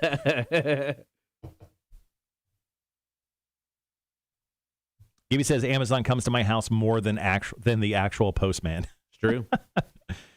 Sean said I bought my Hey Dudes on Amazon. I think they're going to be a great traveling shoe. Oh, I want some so bad. What are Hey Dudes? So they're like a new brand of shoe. Stacy Scott from Hot 98.3, she just posted that she got a pair.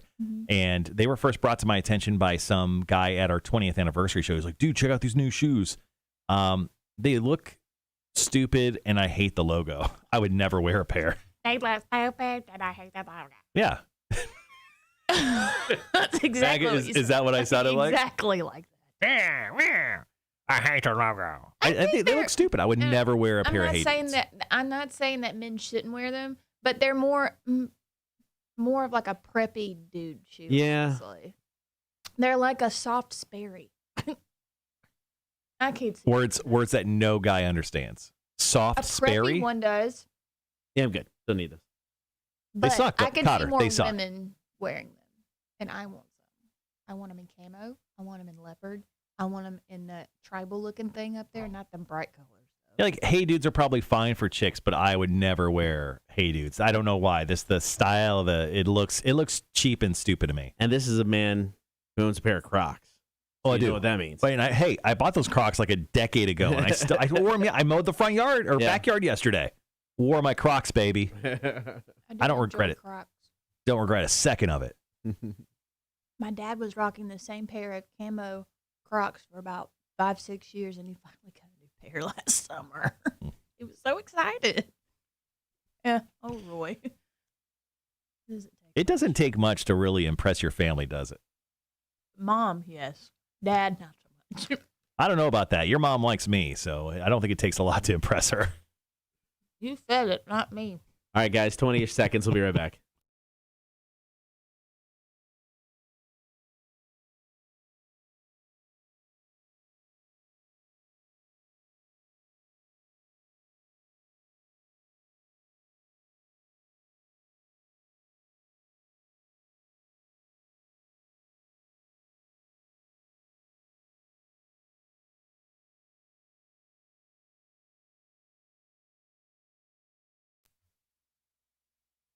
We're joined in studio by Mac from Bob 1069. It is time for Chicks on Dudes, your chance to email in a question. Maybe you don't want to ask somebody face-to-face. Tough question to start. Is this our final Chicks on Dudes? Are we doing this next week? We came up with another idea. B. No, this is the last one. This is the last ever Chicks on Dudes with Cotter. That's true. Oh. That we'll possibly do. There you go. So it may be the last one ever. Mac does not like the questions today. I like the time. What? I like the time. Okay. All right. Well, we've got some questions to get to, and these are the first questions that we usually give Mac the questions just before we go on air.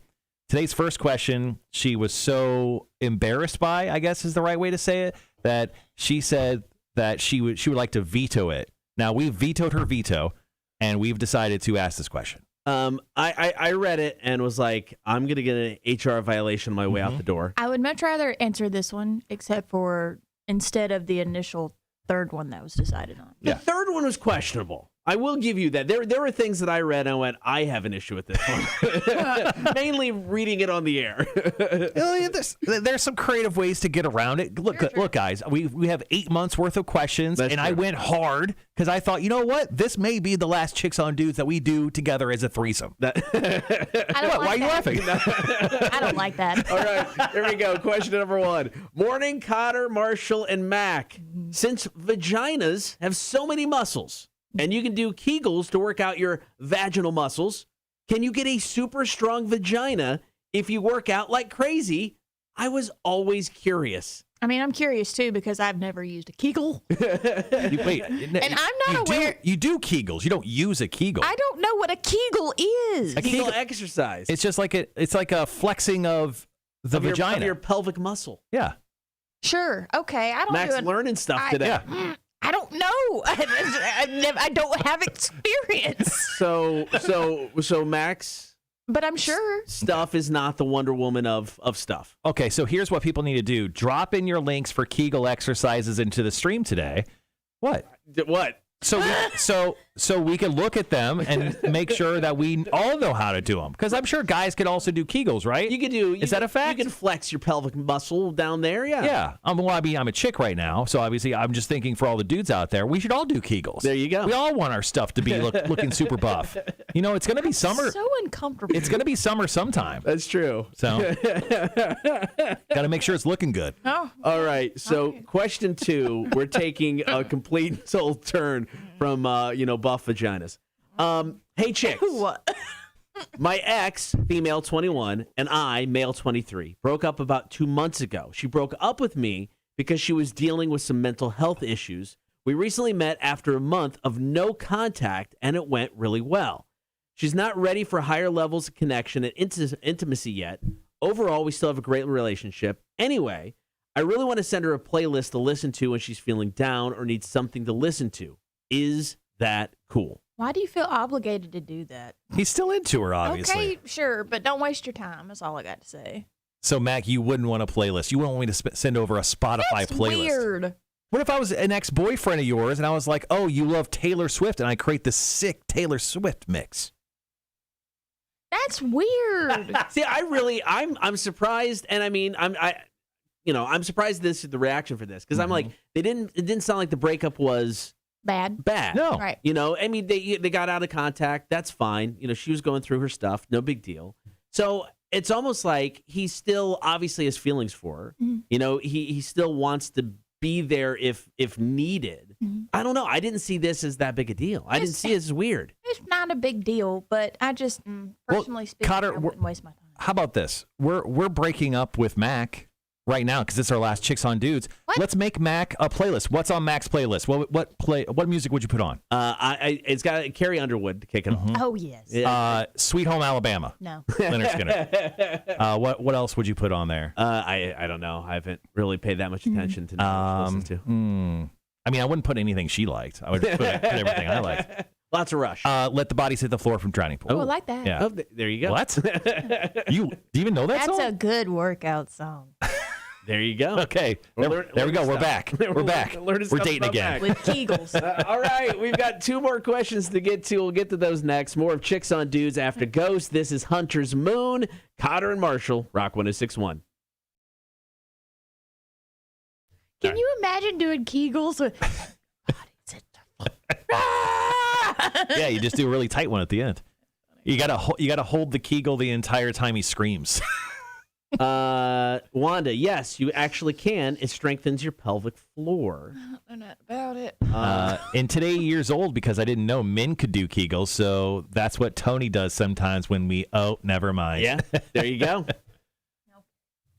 I was just making it up. I didn't know. No, yeah, you can, Can dudes do Kegels? I don't know if they're called Kegels specifically, but they're a similar action. Tenacious D calls them something else. Someone will know that joke. Kegel exercises for men can strengthen the pelvic floor muscles, which support the bladder and bowel and affect sexual function. With practice, Kegel exercises for men can be done just about any time. Cotter's doing one right now. Doing right now. Before Kegel. Look him in the eye. Look him in the eye, Mac. I had to sit in that chair later. Just he did. He did Swapping Kegels all chairs. over it. Extra Kegel sweat. Before you start, Kyer. Oh, wait. We didn't read this. Before you start doing Kegel exercises, find out how to locate the correct muscles and understand the proper technique. Where are the correct muscles? They're right around there. There you go, Sean. That's exactly what I was saying. Too weird. We got about a minute and a half. Kegel. Yeah, guys, drop in your good songs to do Kegels to. Kegel. We'll create that playlist for Mac and we'll send it to her. My mom on. Mama Margaret has not chimed in yet. She's too busy doing Kegels. No, she's She's training. Kegling and ordering stuff from Amazon at the same time. She's giving a training class this morning. That's probably what she's doing. She is so excited about Costco.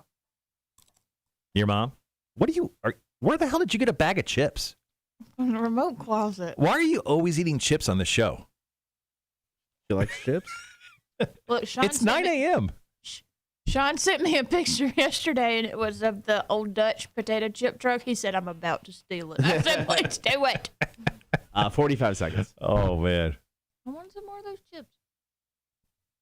These aren't yours. Why are you worried about? No, I'm not. There's a big party pack. It's like somehow you're always on this show eating potato chips, and I just Not always. And these are Doritos. they're still potato chips. Really? What do you mean? Not really? They're not potatoes, are they? Mm-mm. They're corn chips. Mm-hmm. You guys got me good. Well, I'm just saying. Boy, my red face. I'm just saying. All right, guys, be right back.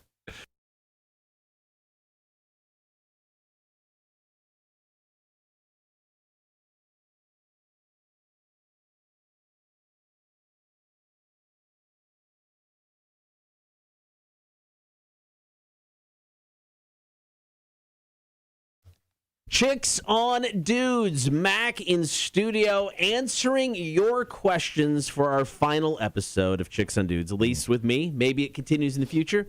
Oh. Yeah, no, we'll continue doing it just without you. That's fine. Yeah, I mean, it'll just be me and Mac and the front lobby over there. And Hefina. Yeah. Fina. Ugh. All right. So we got two more questions to get to today. Marshall, you have them. I have. Well, I mean, the last question was sort of vetoed out of the room. No big deal. Whatever. We'll continue on. I found these two questions right here. They're really short, and I think to the point. People will enjoy them. So this question right here. Hey, guys, do girls show their cleavage on purpose? Yeah. Unless they have such big ones that they can't help but show them because they're just so big. They can't contain that's fair. I get it. You can't contain them. What size is the size of too big? I don't know. I wouldn't know. Hello. Well, I mean, you're a girl. I just imagine. I don't know. And it's kind of the ongoing theory. It's not even a theory because I think most girls do it. I mean, most girls just touch each other's boobs at some point, right? Yeah.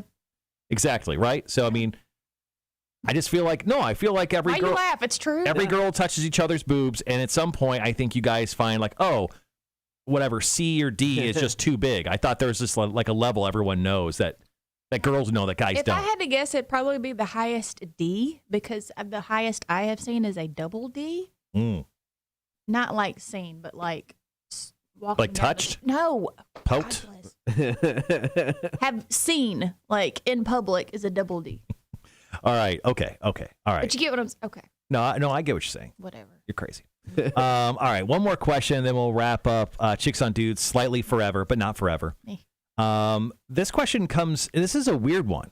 So, hey guys, so I read somewhere that women have a little lower belly fat to protect their uteruses. Is that true? So you know how people call stuff like the fupa? Yeah.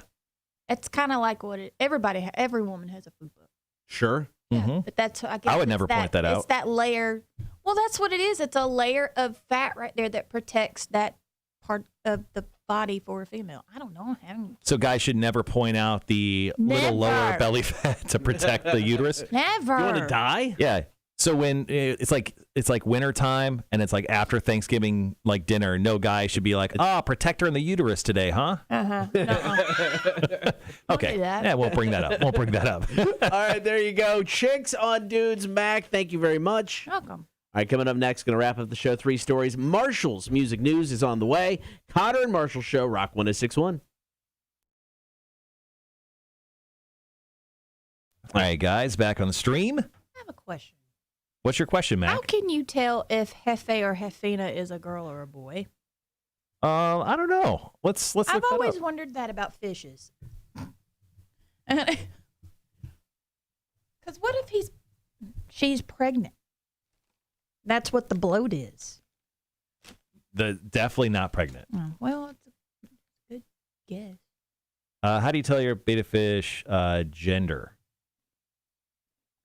Female betas have smaller tails and fins than male betas. The females tend to look more like standard fish, while the males develop elegant, long-flowing fins and tails that sway and wave as they swim. Yeah, it's definitely a Hefe. Yeah, Hefe is definitely a male, for sure.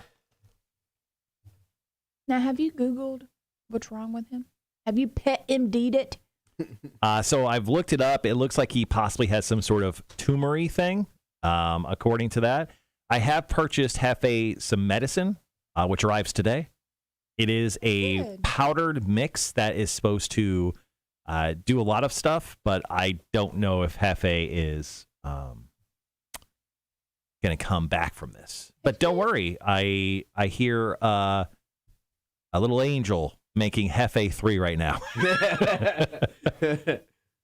What story are you going with first today? Let's see.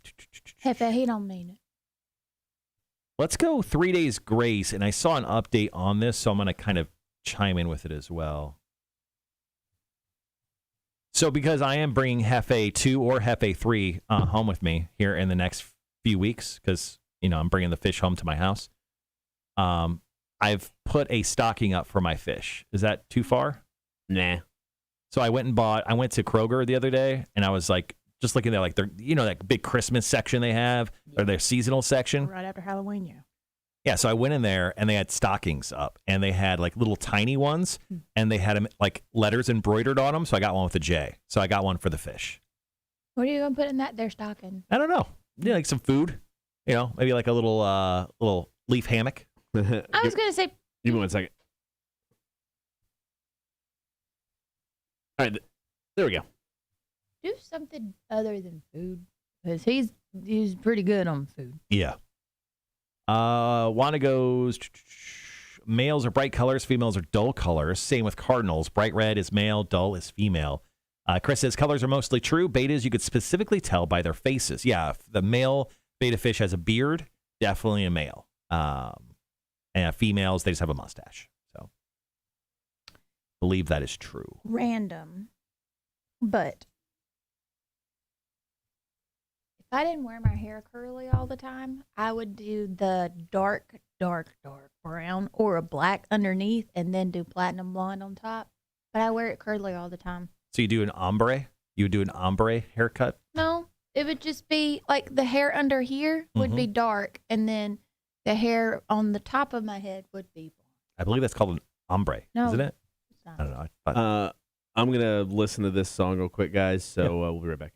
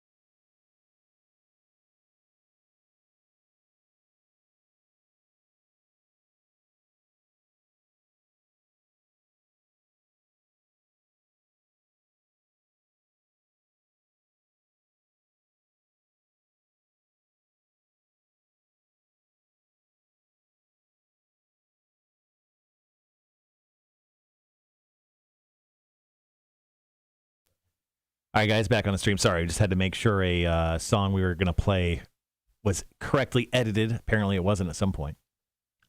That was a fun find, I'm guessing, at some point. Yeah. Greg says I got to go drive the South 40. Listen to you kids in the truck. Ooh, good luck with that. Sean, have a great rest of your work day. Yeah, the Spider-Man trailer does look awesome. Liquid. So good. Wanda, if you're going to make that chili, try chorizo. Like you can buy like a pack of chorizo for like $5 from Food Lion or whatever. Try using chorizo instead of beef this time. It's a fun little mix-up. Changing it up. I like it. So I had a 3 days grace story, but I actually just saw that they are actually putting on a new song as well. So I'm going to kind of combine it. So if it sounds slightly disjointed, that's my bad. All right, got about 3.5 minutes.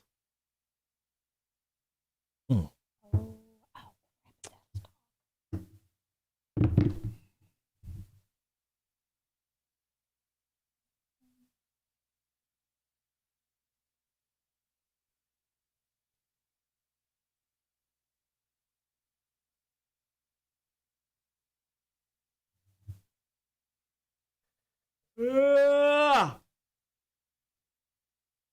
85% chance to fall asleep. Jesus Christ.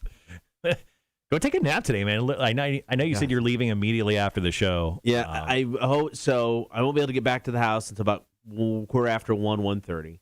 Gives me plenty of time to nap. So hopefully I'll be able to take a nap. Take a nap. Send me the rundown first, then take a nap. No, the rundown might have to come after the nap. Because I can't do anything for the first 2 hours because I'm not at the house. I'll send you the rundown. Okay. Monday's rundown. Can you put that together? I'll send you some stuff. Yeah. But because we're going to be coming back from Orlando that Sunday. Oh, yeah. I'm probably just going to come here and sleep for a few hours, then get up and do the show. What time are you coming back on Sunday?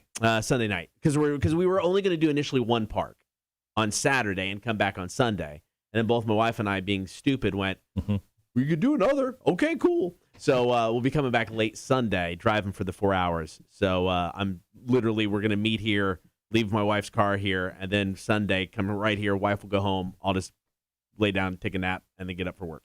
Nice. So if you don't mind, if you could fit together Mondays right now, I'll take care of that. That'd be awesome. Mac, are you coming to the draft room tomorrow? Yes. She'll be there. Nice. You know, funny story.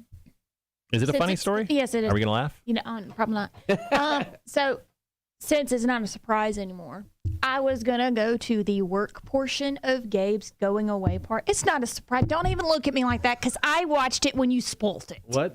What? Oh, my party? God, stop. No, we're just going out for beers, you and me, bros. Yeah, that's what I thought. At 4 o'clock tomorrow, specifically. Anyways, I thought I was going to miss a portion of it because I had worship practice, but worship practice got canceled, so I'll be there for the entire time. So, wow. So why did they? I want to play bingo. Why did they decide God wasn't important tomorrow? You're horrible. Is he less important No, it's tomorrow? probably because it's songs that we already know. Oh, okay. We don't need to practice until Sunday morning. One day I want to come to church just to watch you sing and then heckle you from the crowd. I believe you. Oh, I'm not going there for the praise part. He'd catch on fire as soon as he walks through the door. He ain't going to show up. I'll just do it from the parking lot. You can always just watch it online on Facebook. We can watch you sing on Facebook? Live stream. What time in the morning? Starts at 10. That's not bad. That's not bad. On a Sunday? I have to be there at 7:30. All right, guys. We'll be right back.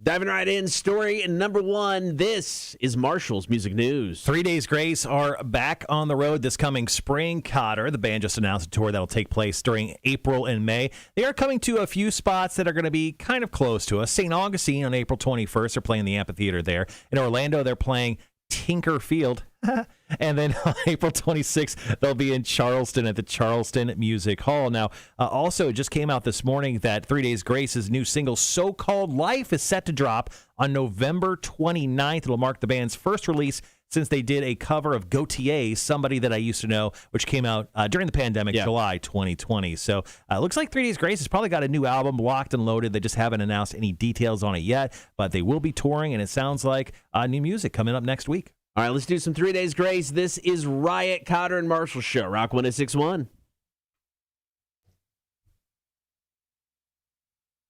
And by next week, I mean the week after that. Calendars are hard, okay? Tinker. That was a good use of Tinker, I think.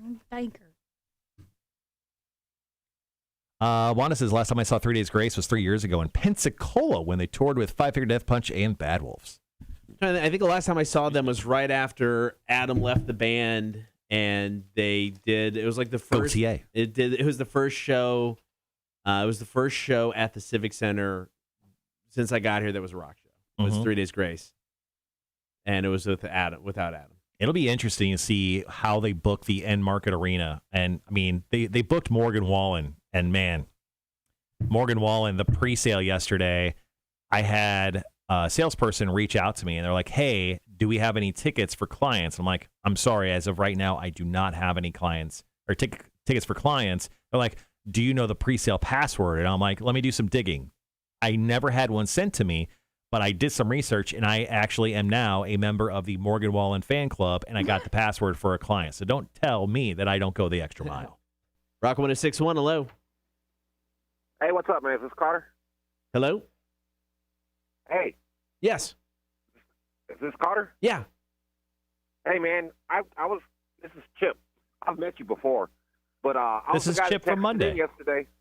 Yeah, the Monday Money. I was just getting in touch with you because nobody's contacted me back yet on getting my information, and I didn't know if it was because I was in a bad area and didn't have service, or they just haven't gotten around to getting in touch with me. We've decided we actually made a mistake. We just don't like guys named Chip, so we're like, we're not going to give that guy the money. Hey, Chip, I haven't gotten back to you yet, bro. So I got your number and I got your voicemail yesterday. Cool. The great thing is you want our boss's money. And when we say that, we actually mean that. I have to go get his credit card and then go buy gift cards for people. So the idea is today, my boss is here, A-Dub. We're going to go grab his credit card, and I have to go over to Kroger. I'm going to buy your gift card today, and hopefully it'll be in the mail by the end of this day. I will be calling you for your address, but don't think we forgot about you. I have your name and number all set up. Just got to give you a call and get that set up. But hopefully that'll happen today. Cool, man. Sounds good. We're going to miss you, man. Oh, thanks, man. Yeah, it's going to be weird. Yep. But all new beginning for you. Yeah. But, all right. I'll keep my ear out for the phone call. All right. Thanks, Chip. Thanks, man. See you later. All right, man. Later.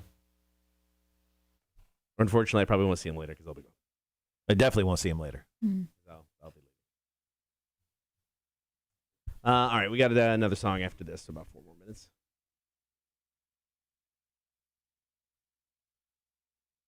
Let's see. It looks like Wanda texted us a chili recipe from Meat Church Barbecue. This is just a Texas chili, Cotter. Oh. So let's see. We're looking at ground meat, a venison, hot breakfast sausage, a chuck roast, 3 medium red onions, 1 head of garlic, crushed tomatoes, Italian-style diced tomatoes, chipotles and adobe sauce. Love those. Like that. 2 beers, one for the chili, one for the chili and one for you to drink. I like it. And then Meat Church Texas chili seasoning that has a great heat level. Then you garnish with cheese, jalapenos, and white onions. That sounds delicious. Here's an interesting point. So right above the recipe, it says beans or no beans. It's no secret here at Meat Church. We are Team Meat. You won't find beans on a chili recipe because traditional Texas red chili does not contain beans. Marshall, do you put beans in your chili? Generally, I'm not for it. I would say if I did any bean, I would do a black bean. Right. I don't care for pinto beans. I don't like the texture of them. They're too pasty, I think. But give me a black bean every day. It's fine. Yeah, we do. Ours is kind of bean heavy because veggie. My wife doesn't eat meat. Yeah. So we do red beans, black beans, and we do pinto beans. So many beans. I tell you, it's being heavy. And then we do a big pot of it, just there. And then I I'll take some separate and put it in a separate pot so I can put the meat in. Meat can get with the chili juices. So, and then kind of go from there. This chili recipe looks fantastic. It sounds delicious. Yeah. I have a random question. Yes. What do you call it if you're looking to get the numbers for your glasses, for your lenses? What do you call those? Is that your prescription? Yeah. You just want your prescription. So I was just talking about Morgan Wallen coming to the Enmarket Arena, and I was getting to the point of I wonder what rock shows they'll book there. But I'm not kidding. Morgan Wallen just sent me a text message, and here's a video. Let's all watch it together. Okay.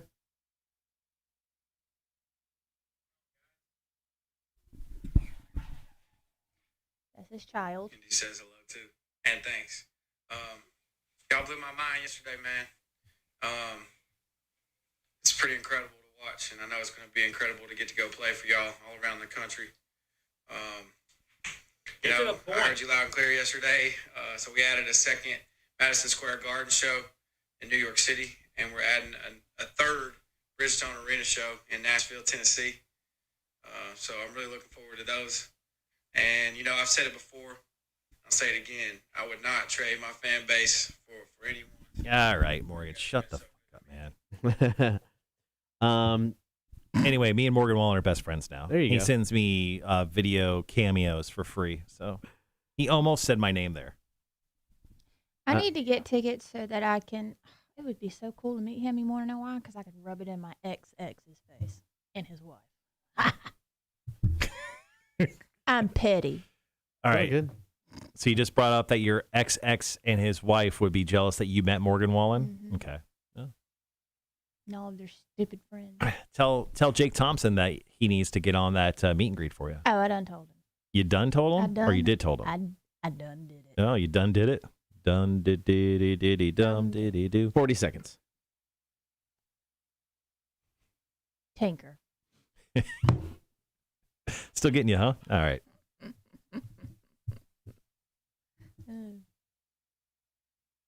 Yeah, Wanda, go ahead and drop the link for that chili in the stream, please. Old meat church. We'll be right back. What was that?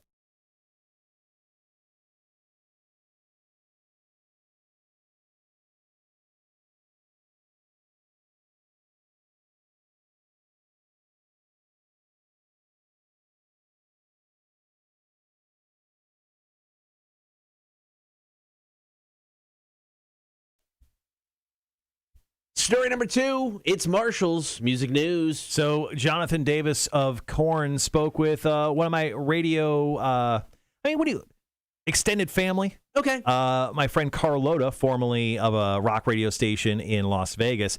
Very cool to see. And in that interview, he talked about the brand new album from Korn coming out February 4th called Requiem. Now, Start the Healing is their newest single, and he started off by saying, it's different. We've always constantly evolved when it came to our music. There's still that core sound there, but this time we had the luxury of taking our time with the record while the world was kind of recovering from COVID-19. He said, usually how a record process goes is the guys get all the music done, they send it to me, and then I put lyrics to it. Now, he goes, I usually take my time with the first few songs, and then I get absolutely rushed to finish the album. He goes, that's not the case when it comes to the brand new Korn album, once again called Requiem, coming out on February 4th. All right, one more story to go. We'll wrap up the show. Cotter and Marshall, Rock 106.1. He's having a come apart. Oh, Hefe? Going for a little swim. No.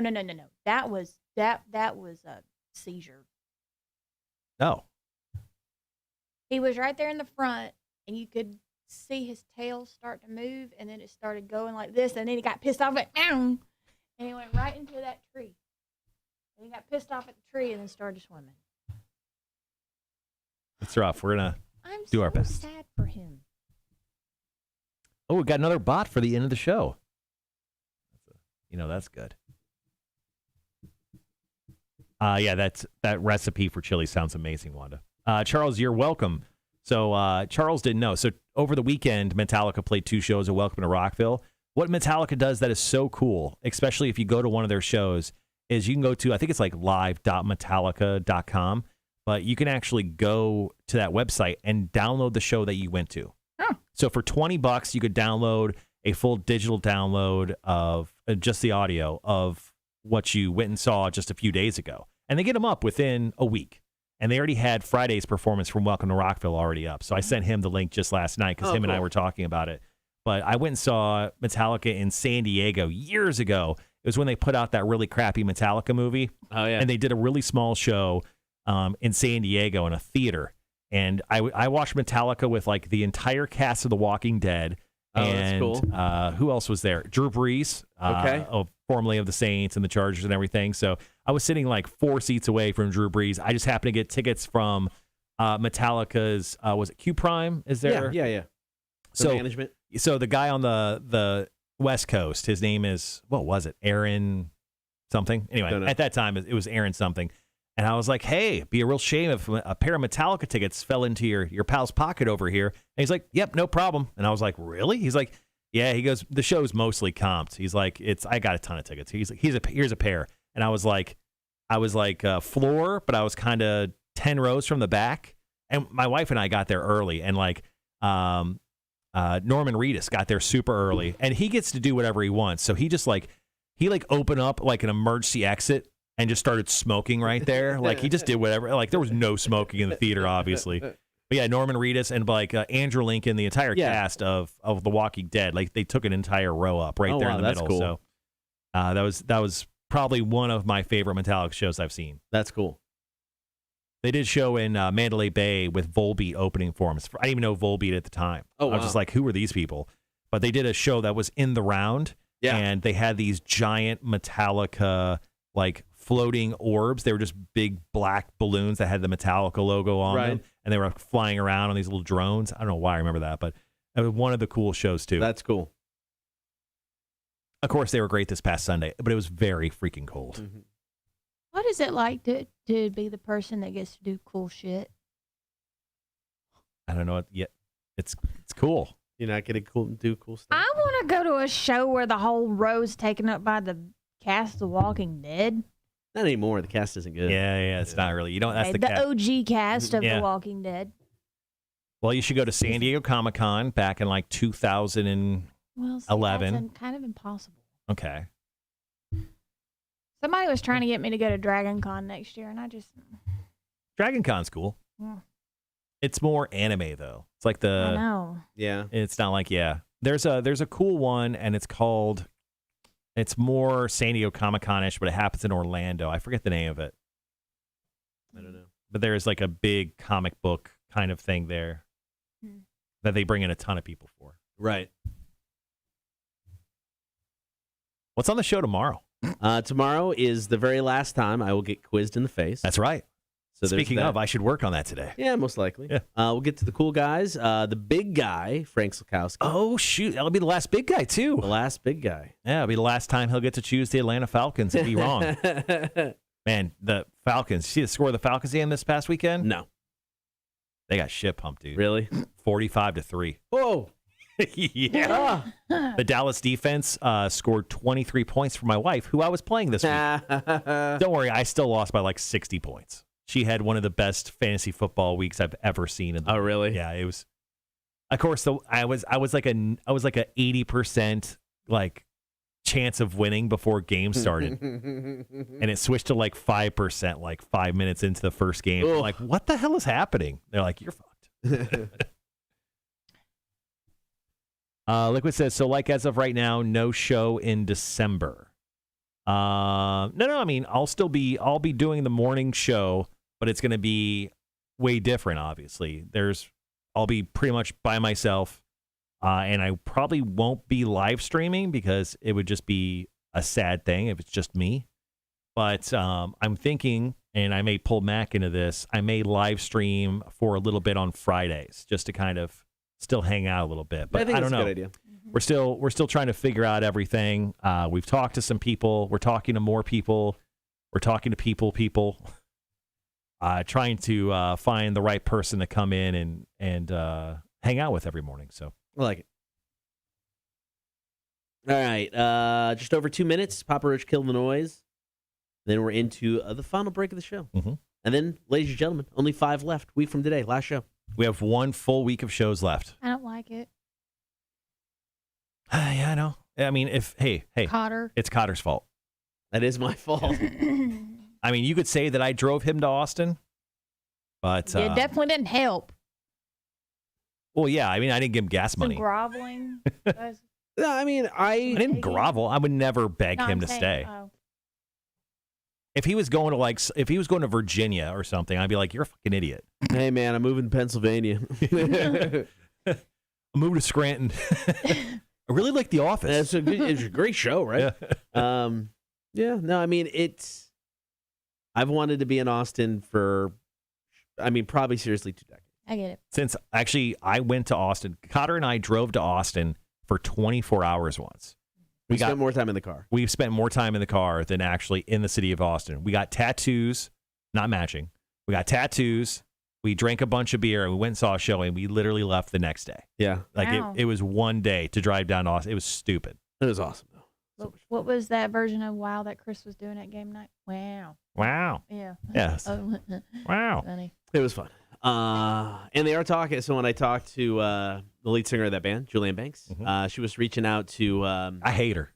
She was reaching out. Took my Cotter away from. She was reaching out to the guitar player, Paul Lamond, and she's like, "We might get back together just for shits and giggles, not permanently, just one-off thing." I'm like, "Oh, I'm in." Dude, are you banging this Julianne Banks chick? Are you in love with her? No, Not yet. Just like her as a musician. Mm-hmm. Yeah, me too. Hey, if it wasn't for her, I wouldn't have this job. Mm-hmm. It's a true story. Uh-huh. If it wasn't for her, I wouldn't have the So job. what exactly did you have to do? Yeah, what did you have to do for the job, Cotter? What did she have to do for you? We'll be right back. Seriously, we'll be right back.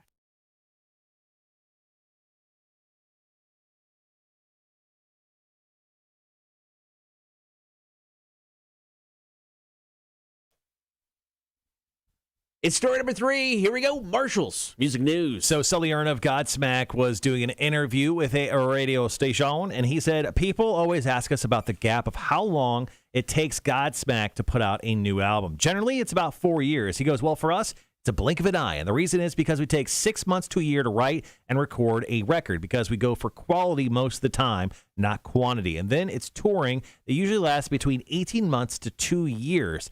And he goes, then after that, we take like 6 months off, and then we go right back to the process. So, yeah, it takes about 4 years every single time it comes to a brand new Godsmack album. He goes, they're also planning on releasing something in late 2022. They hope to actually be out touring in early 2023. So we're still not going to see Godsmack touring at least for another a little over a year, but we do plan on hearing some new stuff from the guys before the end of 2022 and seeing them on the road in 23. All right, coming up on the show tomorrow, more of the Cool Guys tournament. Don't forget, you can vote now in our 2 final second-round matchups on the Rock 106.1 Facebook page. I'll get quizzed in the face for the very last time. I'm going to quiz it all over your face and shoulders, buddy. Ah, can't wait. And, of course, the big guy, Frank Solkowski, top of the 9 o'clock hour to break down another weekend in the NFL. So thank you guys for hanging out. We'll talk to you tomorrow, 6 o'clock. Cotter and Marshall, Rock 106.1. Speaking of your friend Julianne Banks, Wanda says she's now a mortal enemy of Rock 106.1. Andrew goes, well, I hate her then. No, so this story goes, I'd reached out. So the guy reached out to me prior to the pandemic for the job. And he wanted to fly me to Texas in March of 2020. And then everything went to hell. Everything fell apart. We kind of stayed in contact for the next year and a half, but it just never really amounted to anything. I reached out to him 3 weeks because I was going to Austin for South by Southwest for Austin City Limits. So I reached out to him. I was, okay, I'll be in Austin the second weekend of October if you want to meet up. And never heard back. So I'm like, you know what? Not going to reach out to him. I'm just going to go do my thing, enjoy my time with my family, ACL. So the second to last day, we go see Julianne Banks, watch her play, and I'm just talking to her. And I'm like, hey, I thought I was going to have an opportunity to come down to Austin. And I kind of explained it to her, the situation. She's like, are you talking to him while you're here? I'm like, no. She was like, reach out to him. And then that night, I thought about it. I reached out to him. And my second to last day, I had lunch with him. And I left to go to lunch and told my aunt, I'm like, it's not like he's going to offer me the job. And he offered me the job. Well, look what So happened. there you go. So Julianne Banks. Screw that lady. Go to her Instagram and tell her how much she Don't sucks, do that. everyone. She is awesome. Yep, nope. She's Go an to amazing person. Nope. Do Julianne Banks. Do not do that. Search and say, you suck. Don't do that, please. All right. Before we Mutual leave, friends. obviously, Steve, great story. Everyone check out the Metallic story Steve had. It's actually really cool on the stream. Okay. Before we leave, we must give advice. It is our new tradition. Mm-hmm. You had me scared. Well, now I am scared. You What's should be wrong scared. with You should- you? whenever I'm on the mic, you should be absolutely terrified. Mac. Advice for the people. Always make sure you look into the closets because you might see a bag of chips. You know what? I didn't expect less than that. No. Nope. Cotter, advice? Always listen to Julianne Banks. Obviously. Wow. I mean, life advice. A little bit. I don't know. Is she the devil? She's my new magic 8-ball. Just shake her when I want to answer. Wow. Cotter's getting a divorce. All right. My advice is lick twice, slap once, and I'll see you next time. See you guys.